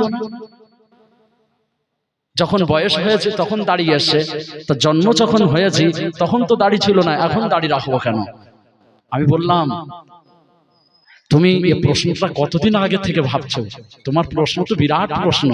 এই প্রশ্নের মনে হয় তোমার মনে হয় যে এই প্রশ্নের উত্তর নাই। তা আমি ওর সাথে সাথে বললাম, বাবু তুমি তো যখন জন্মগ্রহণ করেছিলে তোমার মুখে তো একটাও দাঁত ছিল না। দাঁত ছিল? পৃথিবীর কোন বিজ্ঞান প্রমাণ করাতে পারবে যে যখন জন্মগ্রহণ করেছে কোন বাচ্চারে, একটা বাচ্চারে দেখাই দিবে তার যতদিন বাঁচবো তার আমি গোলামি খাটবো, যে মায়ের গর্ভে থেকে যখন দুনিয়াতে এসেছিল তার মুখে সুন্দর দাঁতগুলো ছিল। আমি তাকে বললাম, বাবু তোমার যখন দাঁত ছিল না, তাহলে একটা দুইটা বছর পরে তোমার মুখে দাঁতও আল্লাহ গজাইছেন, দাড়ি যেমন কাটছো দাঁতগুলো তেমন ভেঙে দাও। কথা বুঝে আসছে না? বুঝে আসছে কি বুঝে আসছে না? তো জেনরা যিনি ভালোবাসবেন তার ভালোবাসার চেষ্টা করেন, তার বুকে আঘাত করার চেষ্টা করেন না। রাগ করবেন না, আমার অনেক ভাই আছে তাদের জন্য আমি দোয়া করি আল্লাহ তাদের হিদায়াত দান করুক। সবাই দাড়ি রাখেন, নামাজ পড়েন, 5 ওয়াক্ত নামাজি বেনে যান, হ্যাঁ মাদ্রাসা দান করেন, নিজের বাচ্চাদেরকে আলিম বানান, তারপরে তো শরিয়াত বুঝবে, শরিয়াত জানবে। হ্যাঁ, তা না হলে অন্ধকারে মেনে নিতে হবে। হ্যাঁ, অনেক মানুষ আছে অন্ধভক্ত, আছে না? নাই, অন্ধভক্ত হওয়া যাবে না বাপ। অন্ধভক্ত হলে বহুত বিপদ আছে। যে কথা বলছিলাম রাসূলুল্লাহকে কেন ভালোবাসো, এর 6 নম্বর দৃষ্টান্ত আল্লাহর হাবিব বললেন যে পৃথিবীর মধ্যে যত মানব দানব রয়েছেন এর মধ্যে যত মানব মুমিন আছেন এরাই হলো আমি নবী রাসূলুল্লাহ, এদের সবচাইতে কাছের, সবচাইতে আপনজন। এরপর আল্লাহর হাবিব বলেন, ফাআইয়ুমা মুমিনিন তারাকা মালান ফালইয়ারিসহু ওয়ারাসাতুহু মা কানু। আচ্ছা বলেন তো, যত মানুষ দুনিয়াতে আছে মারা যাবেন কি যাবেন না? আমরা দেখছি অনেকজনই একই বয়সের, অনেকজনই একই বয়সের সাথী সঙ্গীকে হারিয়েছে, হারিয়েছেন কি হারান নাই? হ্যাঁ, দেখবেন মানুষ 3 রকম ভাবে দুনিয়ার থেকে বিদায় নেয়। একরকম মানুষ আছে যারা অঢেল সম্পত্তি দুনিয়াতে রাইখা মারা যায়, আছে না নাই? অনেক মানুষ আছে না সম্পত্তি রাইখা মারা যায়, না ঋণ রাইখা মারা যায়, এমন মানুষ আছে। আর অনেক মানুষ এমন আছে যারা সম্পত্তি, যারা ঋণ রাইখা আর অসহায় পরিবার রাইখা মারা যায়, ঠিক না? আল্লাহর হাবিব বললেন, যদি তোমাদের মধ্যে কোনো মুমিন ব্যক্তি মারা যায় অঢেল সম্পদ রাইখা, তাহলে দুনিয়াতে যারাই তার উত্তরাধিকারী থাইকা যায় তারাই তার সম্পদের অধিকারী হয়, ঠিক না? না অন্য কেউ হয়? এই আব্বুর দুইটা সন্তান, উনি 20 বিঘা জমিন রাইখা মারা গেছে। এখন বলেন তো ওনার সম্পত্তি আমি পাবো না ওনার সন্তান পাবে? ওনার সন্তান পাবে, এটাই আল্লাহ রাসূলের ঘোষণা। এরপর আল্লাহর হাবিব কি বলছেন শোনেন, ওয়ামা তারাকা দাইনান আও দয়া, যদি কোনো ব্যক্তি ঋণ রাইখা অথবা অসহায় পরিবার রাইখা মারা যায়, পৃথিবীর জমিনে যাদের ঋণ পরিশোধ করার মতো কেউ হই নাই, যাদের খাওয়ান দাওয়ানোর মতো কেউ হই নাই, এমন আছে না নাই? ধরে নেন আপনার গ্রামে কলিমউদ্দিন নামক একটা ছেলে বিবাহ করেছে, যে মহিলাটার সঙ্গে বিবাহ হয়েছে ওই মহিলাটার না আব্বু বেঁচে আছে, না আম্মু বেঁচে আছে, না ভাই বোন কেউ বেঁচে আছে, না নানা নানি মামা মামি কেউ বেঁচে আছে। অসহায় একটা মহিলাকে কলিমউদ্দিন বিবাহ করে নিয়ে এসে, কলিমউদ্দিন বিবাহ করার পর 1 বছর বয়স যখন হয়ে গেল বিবাহের, কলিমউদ্দিনের একটা আল্লাহ সোনার চাঁদ ফুটে বাচ্চা দান করেছে। কলিমউদ্দিন সন্তানের নাম রাখলো ছলিমউদ্দিন। এখন কলিমউদ্দিনের সন্তানের বয়স যখন 1 মাস হলো, কলিমউদ্দিন বিরাট একটা ব্যবসা বাণিজ্য করত। সেই ব্যবসার জন্য সে ঋণ নিয়েছিল, ধরে নেন 10 লাখ টাকা। ওর ঘর বাড়ি কিছু নাই, ভাড়া ঘরে থাকে, বউ বিবি তো অসহায়। এখন কলিমউদ্দিন 10 লাখ টাকা ঋণ রাইখা মারা গেছে, বিবি অসহায় হয়েছে, সন্তান এতিম হয়েছে। বলেন তো এনার এই ঋণ কে পরিশোধ করবে? ঋণ পরিশোধ করার মতো কেউ হয় নাই, সন্তান অসহায় হয়েছে, বিবি বিধবা হয়েছে, এদের দেখাশোনা করার মতো পৃথিবীর জমিনে কেউ হয় নাই। বলেন তো এদের অবস্থা কি হবে? মাদ্রাসায় অনেক সন্তান এমন পড়াশোনা করে যাদের পৃথিবীর জমিনে কেউ হয় নাই। আচ্ছা বলেন তো আপনারা যদি তাদের জন্য টাকা দান করেন, এ টাকা কি বিফলে যাবে? আমাদের ওখানে মাদ্রাসার কথা বলছি, দানের কথা বললে লাখ লাখ টাকা চলে আসে।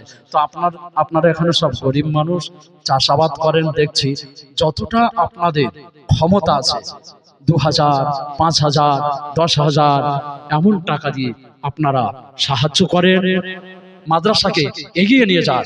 আমি চাই আপনাদের গ্রামে বড় বড় আলেম ওলামা তৈরি হোক, সাথে তো আপনাদেরকে কি এ কাজে এগিয়ে আসতে হবে না? তারপরে তো আপনাদের সন্তানরা যোগ্য মানুষ তৈরি হবে, হ্যাঁ কি না?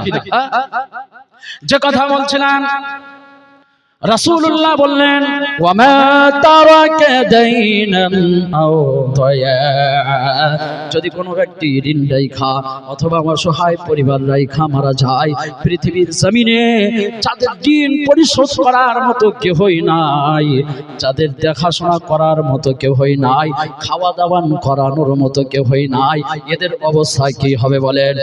এতিম, রাসূলুল্লাহ তো ইতিমদের সর্দার ছিলেন, ঠিক না? হ্যাঁ, রাসূল তো ইতিমদের সর্দার ছিলেন।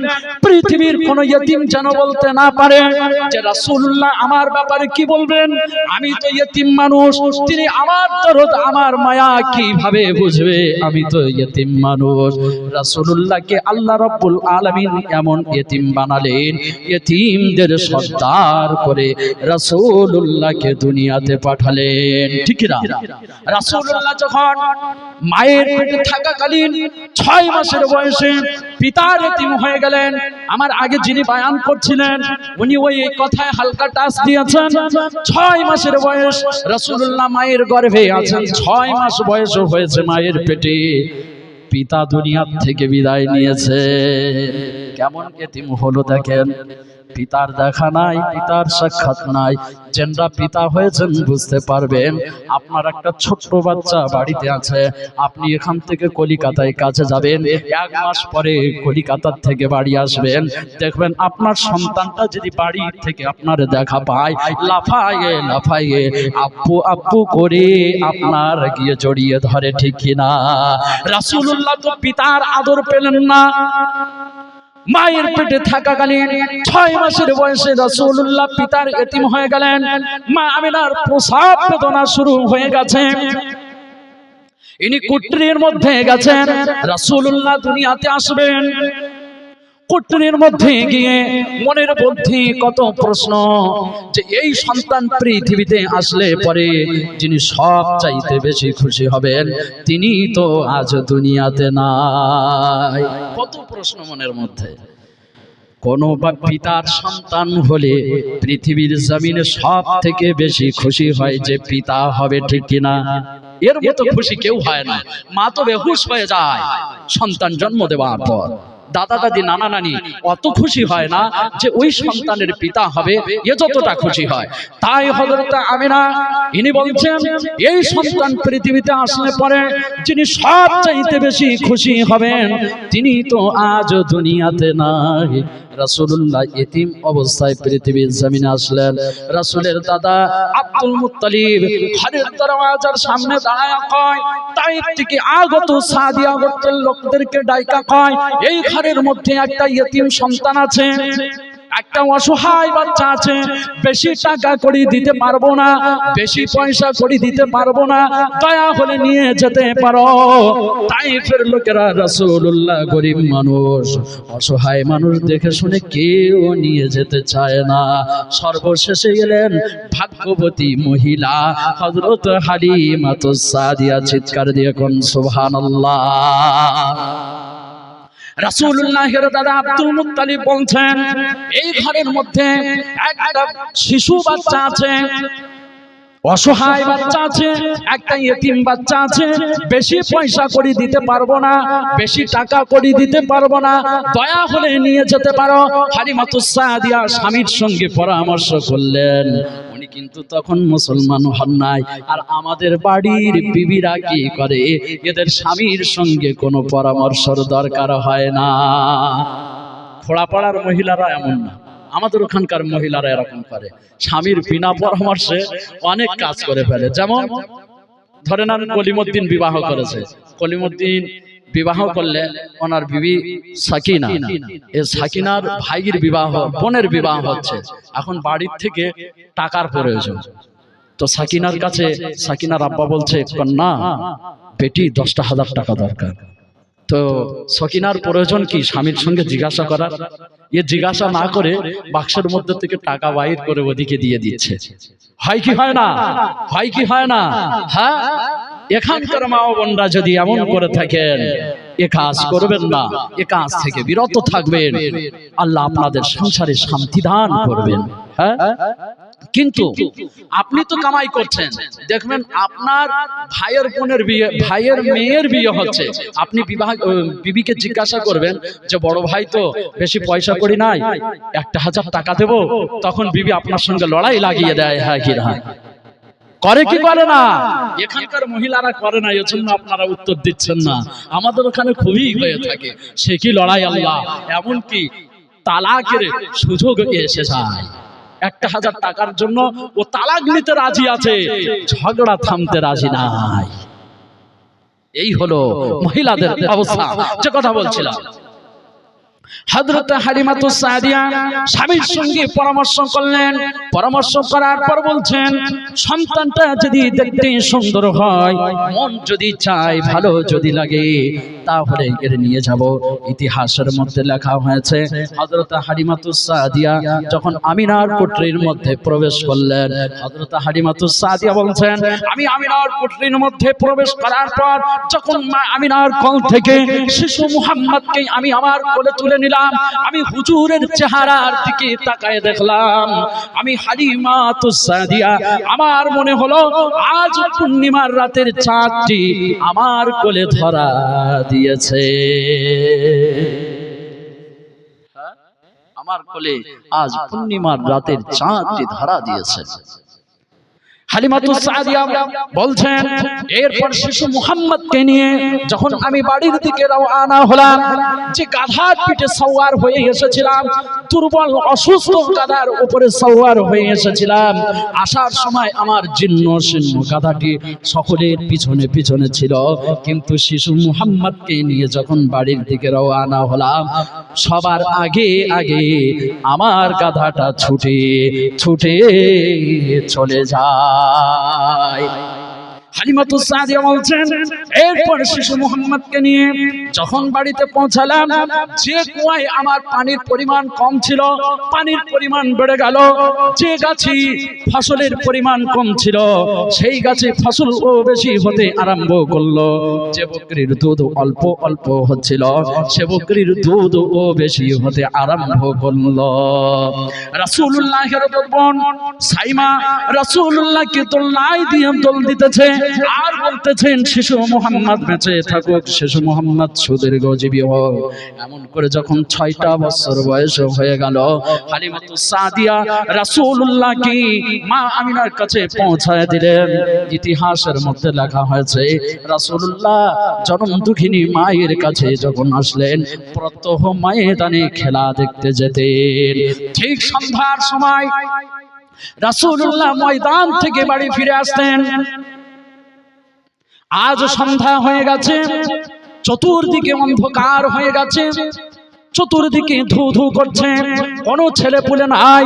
মুহাম্মদ কেন বাড়িতে আসে নাই? মা আমিনা আর বাড়িতে সহ্য করে থাকতে পারলেন না, যে চতুর্দিকে সন্ধ্যা হয়ে গেছে, চতুর্দিকে অন্ধকার হয়ে গেছে, চতুর্দিকে ধু ধু করছে, সব ছেলে পুলেরা বাড়ি চলে আসছে, আমার মুহাম্মদ কেন বাড়িতে আসে নাই? মা আমিনা গুটি গুটি পায়ে পাহাড়ের পাদদেশের দিকে এগিয়ে গেলেন। পাহাড়ের পাদদেশে যাইয়া দেখেন চতুর্দিকে অন্ধকার, চতুর্দিকে ধু ধু ধু ধু করছে, কোন ছেলে পুলে নাই। শিশু মুহাম্মদকে দেখতে পাচ্ছেন না, গুটি গুটি পায়ে এগিয়ে গেলেন। গুটি গুটি পায়ে এগিয়ে গিয়ে দেখেন পাহাড়ের পাদদেশে বসে, পাহাড়ের গুহায় বসে শিশু নবী মুহাম্মদুর রাসূলুল্লাহ কান্না করে।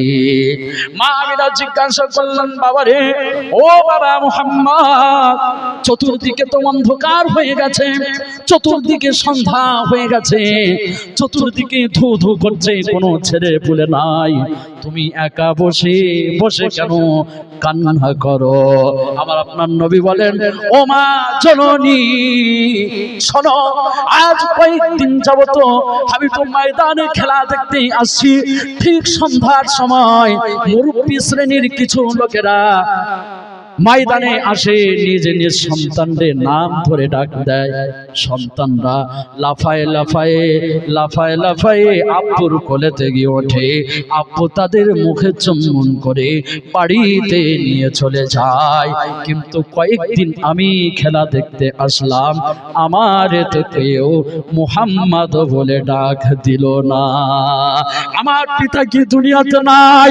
মহান রব্বুল আলামিন সূরা দুহার মধ্যে বললেন, আলাম ইয়াজিদকা ইয়াতীমা ফাআওয়া। আল্লাহ রাব্বুল আলামিন বললেন, হাবিব, আপনাকে আমি এতিম পাইয়া আপনাকে কি আমি আশ্রয় দেই নাই? যে আল্লাহ এতিমদেরকে আশ্রয় দিয়েছেন, আমরা এতিমদের আশ্রয় দেব কি দেব না?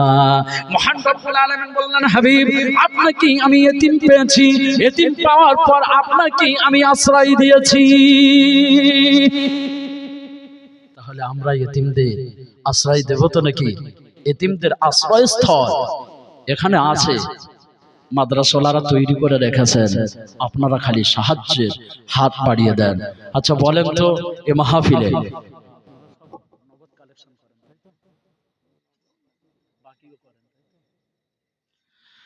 বায়ান হবে, এখানে বলেন রাসূলের প্রেমে যে রাসূল আমাদের জন্য এত কিছু করেছেন, রাসূলের মহব্বতে, রাসূলের ভালোবাসায় 10,000 টাকা কে দিবেন বলেন? 10,000 টাকা। আমি মুসাফির মানুষ আছি, আপনাদের জন্য খাস ভাবে দোয়া করব, খাস ভাবে। অনেকজনের আব্বাও দুনিয়া থেকে বিদায় নিয়েছেন, অনেকজনের আম্মাও মারা গেছেন, অনেকজনের সন্তানও মারা গেছেন, কলিজার টুকরা সন্তান দুনিয়া থেকে বিদায় নিয়েছেন। আচ্ছা, 10,000 টাকা যদি না দিতে পারেন, 5,000 টাকা দিবেন। 10টা মানুষ এমন নাম লিখান, নগদ যদি না দিতে পারেন 5,000 টাকা আপনি যদি লিখান, আপনার যদি এক মাসে 500 করে টাকা দেন, তাহলে 10 মাসে কিন্তু 5,000 টাকা আপনার আদায় হয়ে যাবে, ঠিক কিনা? হ্যাঁ। আর এই যে দান করবেন, এ দান কিন্তু বিফলে যাবে না, এ দান বিফলে যাবে না। একটা কিতাবের নাম বলছি, মহিলাদের ওয়াজ। এই কিতাবে আমি তখন নাহমির ক্লাসে পড়ি, ওই কিতাবটা এরকম মোটা, আমার পুরো মুখস্থ ছিল। ওই কিতাবের মধ্যে লিখছেন লেখক যে কঠিন কিয়ামতের দিন, ওখানে 6 নম্বর দৃষ্টান্ত খেয়াল রাখবেন। সূরা দোহার মধ্যে একটা আয়াত আমি তেলাওয়াত করেছি। একটু বাহিরে যাচ্ছি, এজন্য মাদ্রাসার জন্য একটু বাহিরে যাচ্ছি। ওই কিতাবের মধ্যে লেখক লিখছেন কিয়ামতের দিন, অনেকজন হয়তো মনে করছে মাদ্রাসায় দান করে লাভ কি হবে, এটা হচ্ছে শয়তানি ধোঁকা। ওই কিতাবের মধ্যে লেখা হয়েছে কোন ব্যক্তি যদি মসজিদ নির্মাণ করার জন্য পয়সা দেয় এবং মাদ্রাসা নির্মাণ করার জন্য পয়সা দেয়, তাহলে কি পরিণতি ঘটবে শোনেন। কিয়ামতের দিন যখন আল্লাহ সিংহায় ফুৎকার দেওয়ার হুকুম করবেন, সিংহাতে ফুৎকার দেওয়া হবে। সূরা আল আরাফের মধ্যে ঘোষণা করেছেন আল্লাহ রাব্বুল আলামিন যে যখন একবার ফুৎকার দেওয়া হবে সিংহাতে, তখন সব কিছু চূর্ণ বিচূর্ণ হয়ে যাবে, এ জমিন চূর্ণ বিচূর্ণ হয়ে যাবে, পর্বতমালাগুলো বিচূর্ণ হয়ে যাবে, সব ধূলিসাৎ হয়ে যাবে। ধূলিসাৎ হওয়ার পর কিয়ামতের হিসাব নিকাশ শুরু হবে, সব কিছু চূর্ণ বিচূর্ণ হয়ে যাবে। আর পৃথিবীর জমিনে যত মাদ্রাসা আর মসজিদ গুলো আছে, এরা সমুদ্রের উপরে ভাসতে থাকবে, এরা কিন্তু চূর্ণ বিচূর্ণ হবে না।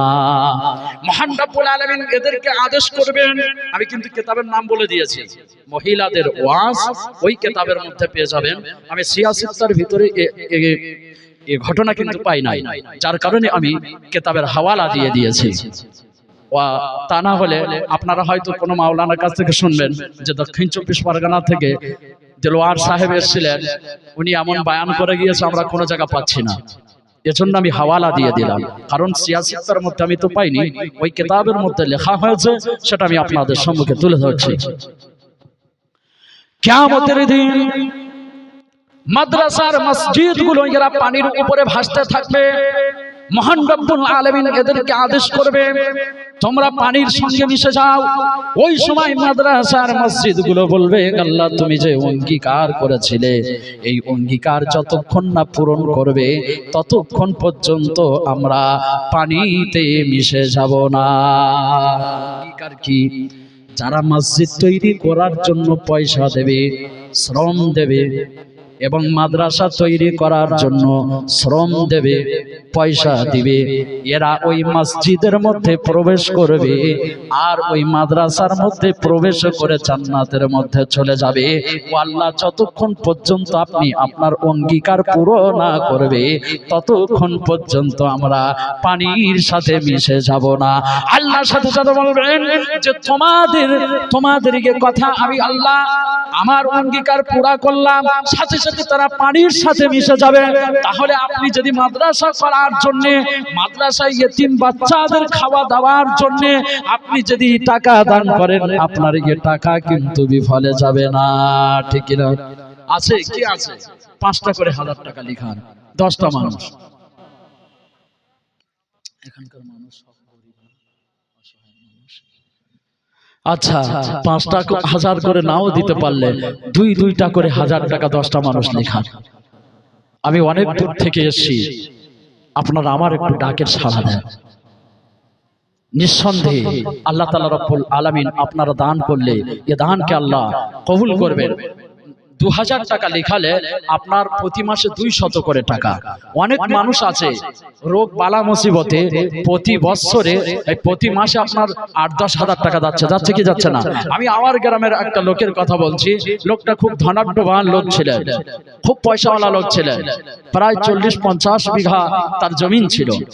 এমন রোগে আক্রান্ত হয়েছে 10 বিঘা পর্যন্ত জমিন বিক্রি হয়ে গেছে। অবশেষে রোগ থেকে মুক্তি না পাওয়ার কারণে গেছেন মসজিদের ইমাম সাহেবের কাছে। মসজিদের ইমাম সাহেবের কাছে যাইয়া কয় যে আমার তো রোগ ঠিক হচ্ছে না, কি করা যাবে? 10টা বিঘা জমিন শেষ হয়ে গেছে। মসজিদের ইমাম সাহেব বললেন, তুমি তো 10টা বিঘা জমিন শেষ করে দেছো, মসজিদের নামে 5টা কাঠা জায়গা লেখান। ক কাঠা? 5 কাঠা, বোঝেন তো? 5 কাঠা জায়গা লেখান আর 5 ওয়াক্ত নামাজ আজ থেকে তওবা তিল্লাহ করে নেন, 5 ওয়াক্ত নামাজ জামাতের সঙ্গে পড়বে। ও নিয়ত করার সাথে সাথে মসজিদে 5 কাঠা জায়গা দিল আর নামাজ পড়ার নিয়ত করে নিল, সাথে সাথে ওর শরীর থেকে ওই কঠিন রোগকে আল্লাহ দূর করে দিল। হ্যাঁ, তো আমরা যদি দান করি, হাদিস শরীফের মধ্যে এসে বালা মুসিবত যদি আসে, আপনি ডাক্তার দিয়ে চিকিৎসা করার পূর্বে আপনি সদকা করেন নাকি না? সদকার কথা এসে আগে আপনি সদকা করেন। সদকা করলে আপনার ওই বড় মুসিবত, যে বালা মুসিবতে আপনার লক্ষ লক্ষ টাকা খরচ হয়ে যেত, সেটা দেখা যাচ্ছে 1000 টাকা সদকা করার কারণে আপনার লক্ষ টাকা বেঁচে গেল। তো এটা আপনারা চান নাকি? 2-2টা করে 1000 টাকা এখানে লেখান। যে কথা বলছিলাম আমি এগিয়ে যাচ্ছি। সূরা দুহার মধ্যে মহান রব্বুল আলামিন বললেন, আলাম ইয়াজিদিকা ইয়াতীমা ফাওয়া। মহান রব্বুল আলামিন বললেন, হাবিব আপনাকে আমি কি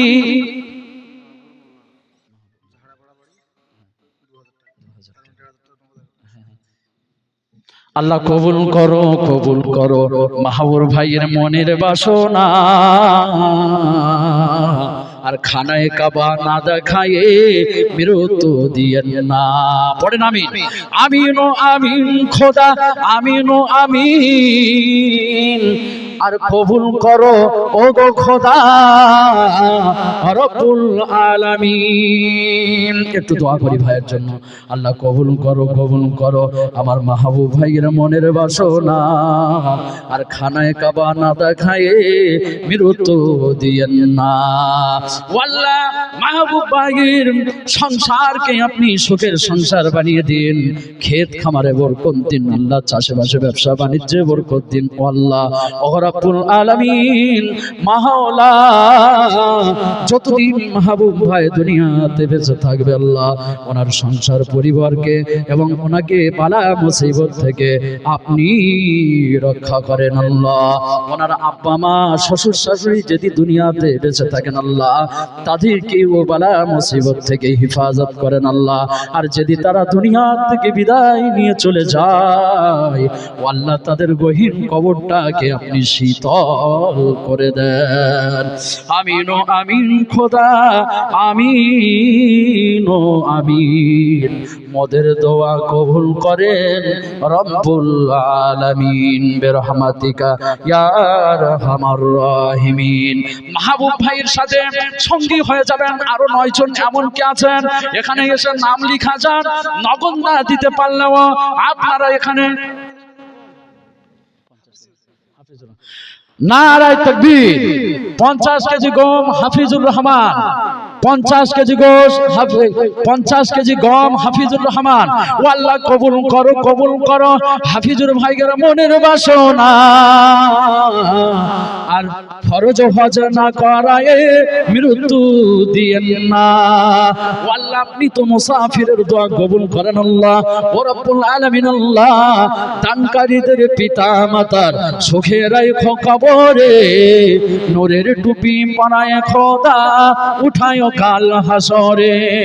আমিন ও আমিন খোদা, আমিন ও আমিন। মোদের দোয়া কবুল করেন রব্বুল আলামিন। নারায়ে তাকবীর, নারায়ে তাকবীর। সবাই চিৎকার দিয়ে কোন আল্লাহু আকবার। মাজিদুর রহমান 5000 টাকা নগদ দিয়েছেন, 5000 টাকা। সবাই দোয়া করি দানীদের জন্য। ওগো রব্বুল আলামিন আল্লাহ এ দানকে কবুল করে নেন আল্লাহ। ও রব্বুল আলামিন আল্লাহ আপনার ভালোবেসে আপনার হাবিবকে ভালোবেসে থাকতে না পেরে ও রব্বুল আলামিন আল্লাহ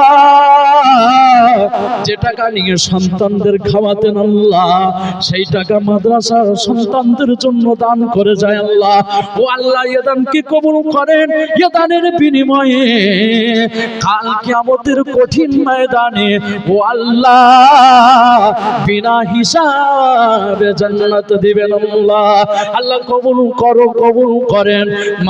মাজিদ ভাইয়ের মনের কামনা আর যে ভাই বোন দিয়েছেন আল্লাহ তারই বাসনা ও আল্লাহ এনাদেরকে ফরজ হজ না করায় মৃত্যু দিয়েন না ও রব্বুল আলামিন আল্লাহ।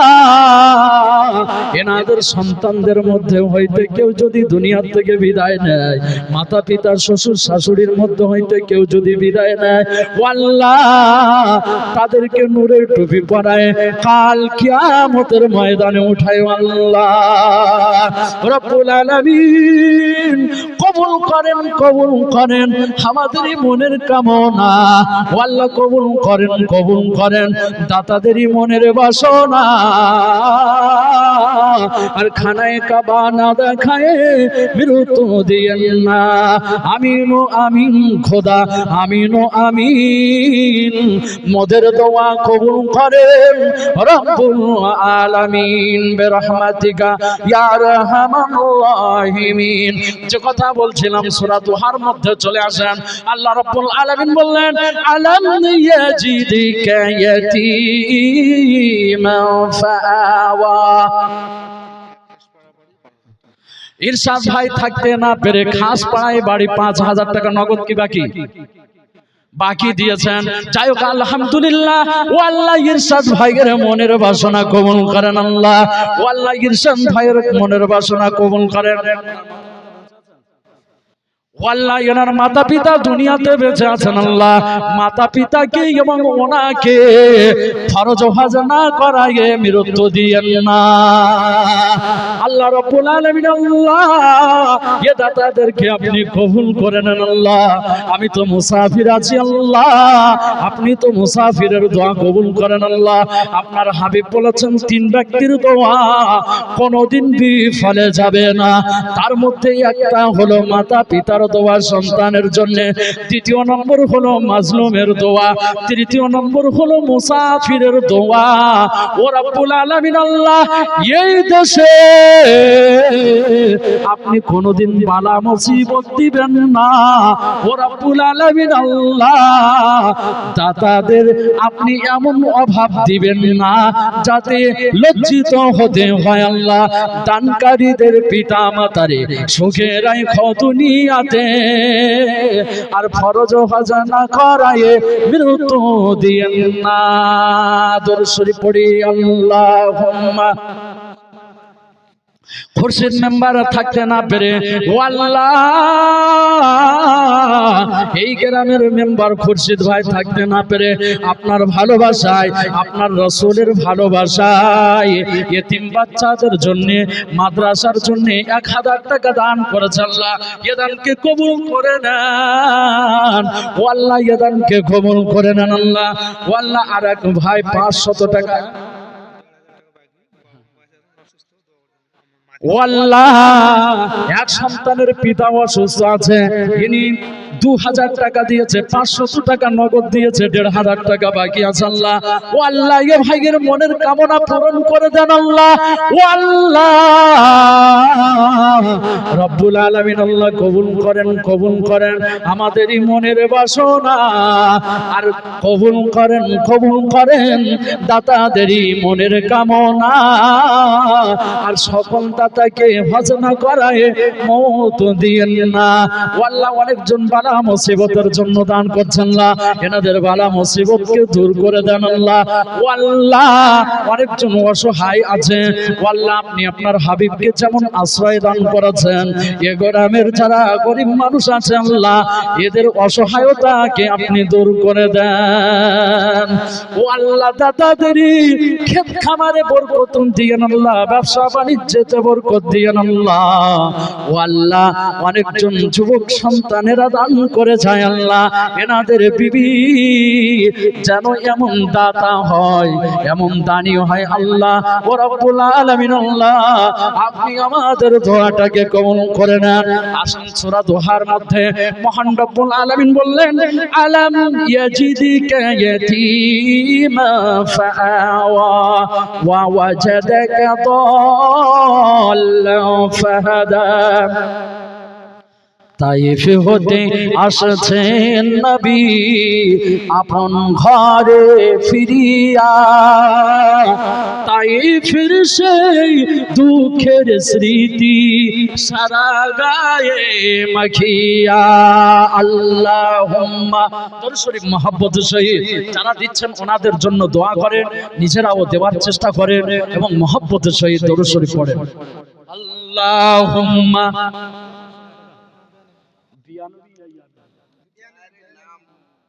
আচ্ছা, ও আল্লাহ রাব্বুল আলামিন আল্লাহ, আপনার হাবিবের মহব্বতে থাকতে না পেরে ওগো আল্লাহ বেনামেতে দান করেছেন। ও আল্লাহ, এ দানকে কবুল করে নেন আল্লাহ, এ দানকে কবুল করে নেন আল্লাহ। ও রব্বুল আলামিন আল্লাহ, যে ব্যক্তি এ টাকাটা দান করেছেন, যদি কোনো গুনাহ করে থাকে, এর গুনাহটাকে আপনি কিয়ামতের কঠিন ময়দানে জাহির করবেন না, বিনা হিসাবে জান্নাত দিবেন আল্লাহ। ও আল্লাহ, দানকারীদের পিতা মাতার সুখে রাখো কবরে, নূরের টুপি পরায়া খোদা উঠায় কাল হাসরে। আল্লাহুম্মা সাল্লি আলা সাইয়্যিদিনা মাওলানা মুহাম্মদ ওয়া আলা আলি সাইয়্যিদিনা মাওলানা মুহাম্মদ। রাগ করছেন নাকি? কেউ পড়ছেন না কেন? একটু পড়েন না। সিরাজুল ভাই, তাই তো?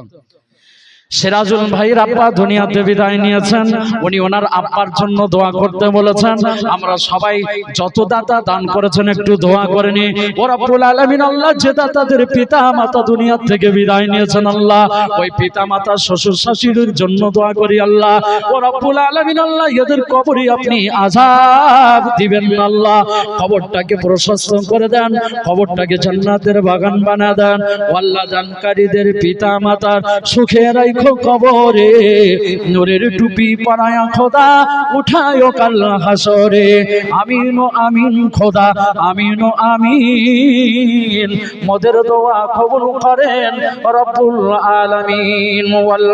আলহামদুলিল্লাহি রাব্বিল আলামিন। তাইফ হতে আসছেন নবী আপন ঘরে ফিরিয়া, তাইফের সেই দুঃখের স্মৃতি সারা গায়ে মাখিয়া।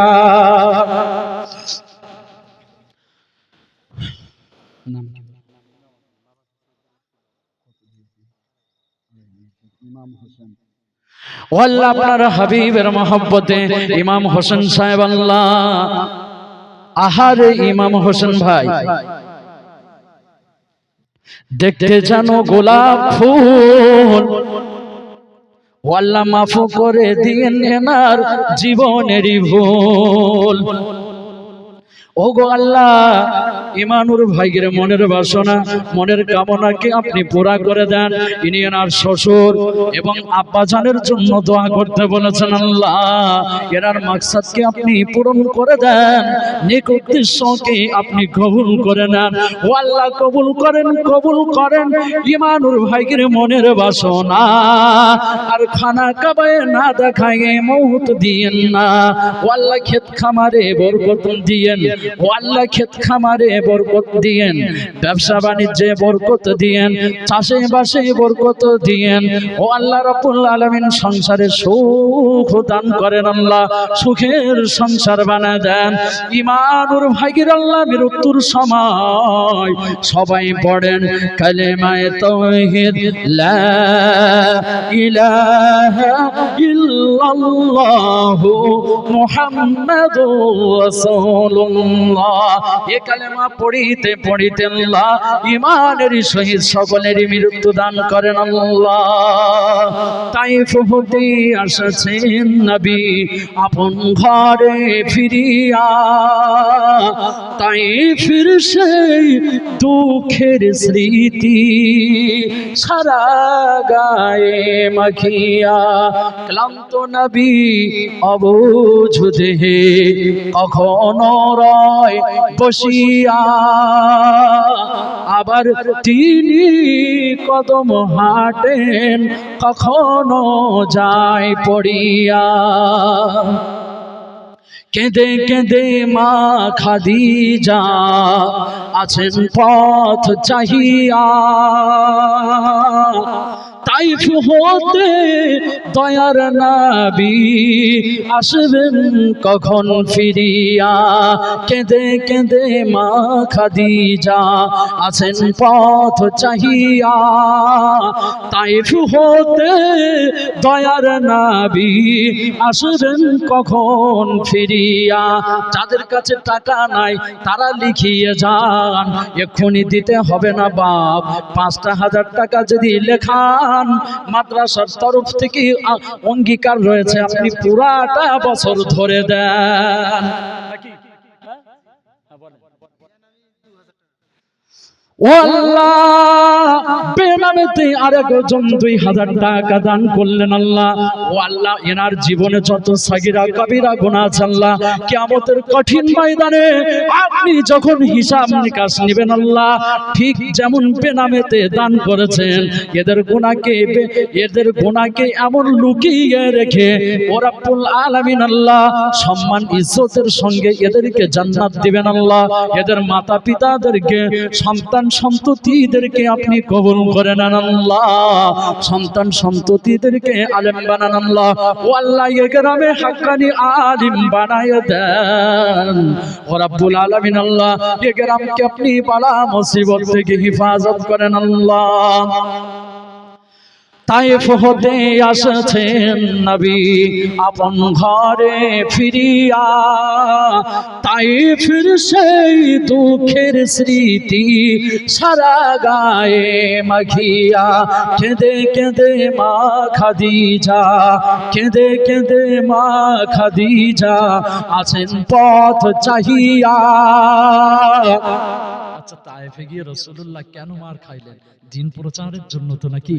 হ্যাঁ, আর মাদ্রাসা হচ্ছে দিন প্রচারের একটা জায়গা। এই মাদ্রাসায় দান করলে বিফলে যাবে? কোনোদিন বিফলে যাবে না। কেঁদে কেঁদে মা খাদিজা আছেন পথ চাহিয়া, তাইফ হতে দয়ার নবী আসবেন কখন ফিরিয়া। এমত সময় দয়ার নবী আসেন খুন ঝরিয়া, সর্বদেহ ঝাঁঝরা তাহার খুন কেন যায় ঝরিয়া। তাইফ হতে আসছেন নবী আপন ঘরে ফিরিয়া, তাইফের সেই দুঃখের স্মৃতি সারা গায়ে মাখিয়া। কেঁদে কেঁদে মা ফাতিমা মা খাদিজাকে ধরিয়া, তাইফ হতে কে মা আসিছে রক্তে জামা পরিয়া। আল্লাহুম্মা দরুদ শরীফ মুহাব্বত সহিত দরুদ পড়লে কি ফায়দা হবে?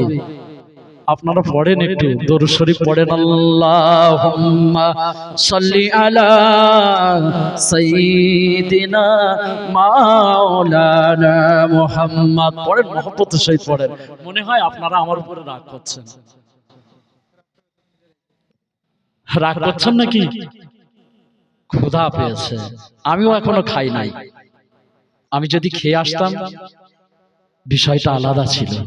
আমিও এখনো খাই নাই, জিজ্ঞাসা করেন, আমিও এখনো খাই নাই। না খেয়ে এত চিল্লাচিল্লি করছি, আপনারা একটু আওয়াজ দেন আমার সাথে।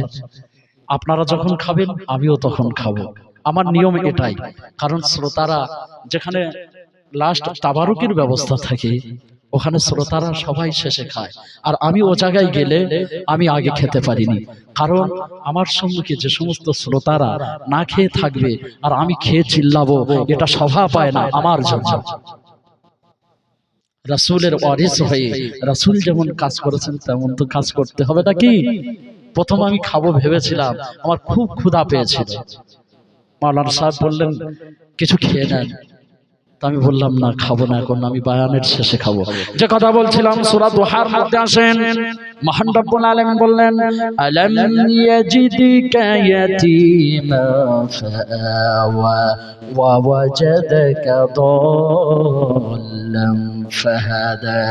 মহান রব্বুল আলামিন বললেন হাবিব, আপনাকে আমি পেয়েছি পথহারা, পথহারা পাইয়া আপনাকে আমি পথের দিশা দিয়েছি। এরপর আল্লাহ রাব্বুল আলামিন বললেন ওয়া ওয়াজাদাকা আইলান ফাগনা। আইলান শব্দের শাব্দিক অর্থ হলো দরিদ্র, দারিদ্র। মহান রব্বুল আলামিন বললেন হাবিব, আপনাকে আমি দারিদ্র অবস্থায় পেয়েছি। ফাগনা, আগনা ইউগনি ইগনায়ান, বাবে ইফান থেকে আগনা, সেগা ওয়াহিদ মুযাক্কার গায়ব, বাহাস হচ্ছে ফেলে মাজি মারুফ। মহান রব্বুল আলামিন বললেন হাবিব, আপনাকে আমি দারিদ্র পেয়েছি, দারিদ্র পাওয়ার পর আপনার দারিদ্রতা আমি রব্বুল আলামিন দূর করে দিয়েছি। তো আমাদের মধ্যে যারা গরিব আছেন, আমাদের দারিদ্রতা, আমাদের গরিবতা আল্লাহ দূর করতে পারেন কি পারেন না? পারে। একটু হাত বাড়িয়ে দেন। বক্তা সাহেব বয়ান করছিলেন, কেউ যদি আল্লাহর দিকে এক হাত এগিয়ে যান, আল্লাহ তার দিকে 10 হাত এগিয়ে আসেন।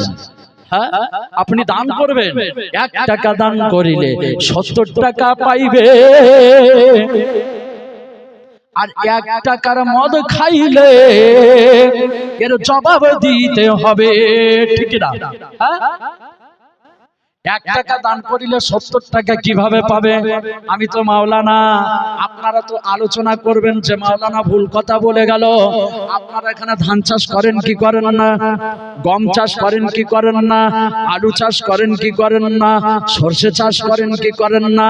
আপনি একটা মাত্র ধান ফেলবেন, একটাই ধান ফেলবেন, বেশি ধান ফেলতে হবে না। ওই ধান থেকে যদি একটা গাছ হয়, ওই গাছটার থেকে দেখবেন আবার আশেপাশ থেকে অনেকগুলো গাছ তৈরি হয়ে যায়, হয় কিনা? রোয়ার সময় লোক রুইয়ে আসে কয়টা করে বীজ, দেখা যাচ্ছে একটা গোছে আপনার 3টে বীজ দিল, 3টে, হয় কিনা? ধান কাটার সময় গিয়ে দেখছে 20টা হয়ে এরকম মোটা হয়ে গেছে। আপনি যখন বীজ বপন করেছিলেন, যখন আপনি রুইয়েছিলেন, কি 20টা গেড়ে এসেছিলেন?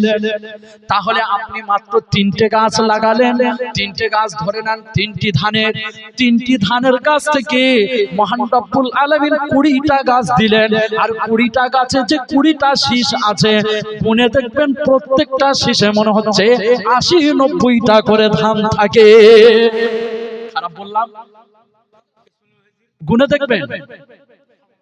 যে কথা বলছিলাম, মহান রব্বুল আলামিন বললেন হাবিব, আপনাকে আমি দারিদ্র পেয়েছি, দারিদ্র পাওয়ার পর আপনার দারিদ্রতা আমি দূর করে দিয়েছি। তারপর মহান রব্বুল আলামিন কি বলছেন দেখেন, ফাআম্মাল ইয়াতীমা ফালা তাকহার। আরেক দাতা দান করেছেন 500 টাকা। ইমামুল ভাই 500 টাকা দিচ্ছে তো, 800 টাকা। আচ্ছা, ইমামুল ভাই 500 টাকা নগদ আর 500 টাকা বাকি। আল্লাহ ইমামুল ভাইয়ের দানকে কবুল করে নেন। আল্লাহ ইমামুল ভাইয়ের মনের বাসনাকে কবুল করে নেন। আল্লাহ কবুল করেন, কবুল করেন ইমামুল ভাইয়ের মনের বাসনা। আর খানায় কাবা না দেখায় বিরুদ্ধ দিয়েন না। ও আল্লাহ ইমামুল ভাইয়ের ক্ষেত খামারে, ইমামুল ভাইয়ের ক্ষেত খামারে ও আল্লাহ ইমামুল ভাইয়ের ব্যবসা বাণিজ্যে বরকত দিয়েন, ও আল্লাহ এনার সংসারে কোনোদিন অভাব দিয়েন না। রব্বুল আলামিন পবিত্র কোরআনুল মাজিদের মধ্যে ঘোষণা করলেন, ফাআম্মাল ইয়াতীমা ফালা তাকহার। ও হাবিব শোনো শোনো, আমি তো তোমাকে নেওনার দারাজ কোথায় আছেন? স্টেটের কাছে আসেন, আর্জেন্ট দরকার। যারা টাকা দিতে পারেন না, সিমেন্ট দিয়ে রড দিয়ে হলেও এক বস্তা সিমেন্ট দেন। মিনারুল ভাই 2 বস্তা সিমেন্ট দান করেছেন, চিৎকার দিয়ে কর নারায়ে তাকবীর, নারায়ে তাকবীর, নারায়ে তাকবীর। আল্লাহ কবুল করেন মিনারুল ভাইয়ের এই সিমেন্টকে। এরকম 1 বস্তা 2 বস্তা সিমেন্ট দিয়ে সাহায্য করে দেন। 100 ইট কিনেও দিতে পারেন, 10 বস্তা বালুও কিনে দিতে পারেন, আপনার 100 কিলো রডও কিনে দিতে পারেন। যেমন হোক করে মাদ্রাসাতে আপনারা সাহায্য করেন। আল্লাহ রাব্বুল আলামিন বললেন, হাবিব আপনি এতিমদের প্রতি নির্মম ব্যবহার করেন না, এতিমদের প্রতি সহানুভূতি দেখায়, এতিমদের প্রতি ভালো ব্যবহার, সৎ ব্যবহার করেন, এতিমদের প্রতি নির্মমতা দেখায় না। ওদিকে হাদিস বলেছিলাম কি খেয়াল আছে তো? আল্লাহর রাসূল বললেন, ওয়া মা তারাকা দাইনান আও দায়া। রাসূলুল্লাহ বললেন, যদি কোনো ব্যক্তি এমন কোনো ব্যক্তি ঋণ রাখা অথবা অসহায় পরিবার রাখা মারা যায়, যাদের পৃথিবীর জমিনে ঋণ পরিশোধ করার মতো কেউই নাই এবং দেখাশোনার করানোর মতো কেউই নাই, আল্লাহ রাসূলুল্লাহকে হুকুম করলেন, ও হাবিব এতিমদেরকে ধমক দিয়েন না, এতিমদের প্রতি নির্মম ব্যবহার করেন না। আল্লাহর হাবিব হাদিস শরীফের মধ্যে বললেন, যাদের পৃথিবীর জমিনে ঋণ পরিশোধ করার মতো কেউই নাই, দেখাশোনার করানোর মতো কেউই নাই, ফালয়াতিনি আনা মাওলাকুম। চিৎকার দিয়ে কোন সুবহানাল্লাহ। আল্লাহর হাবিব বললেন, পৃথিবীর জমিনে যাদের দেখাশোনা করানোর মতো কেউই নাই, খাওয়া দাওয়া করানোর মতো কেউই নাই, ঋণ পরিশোধ করার মতো কেউই নাই, আমি রাসূলুল্লাহ জানিয়ে দিলাম তারা যেন আমার কাছে আসে, আমি হলাম তাদের অভিভাবক। চিৎকার দিয়ে কোন সুবহানাল্লাহ। তো যে রাসূল এমন কথা দিয়েছেন, এ রাসূলের ভালোবাসার প্রয়োজন আছে না নাই?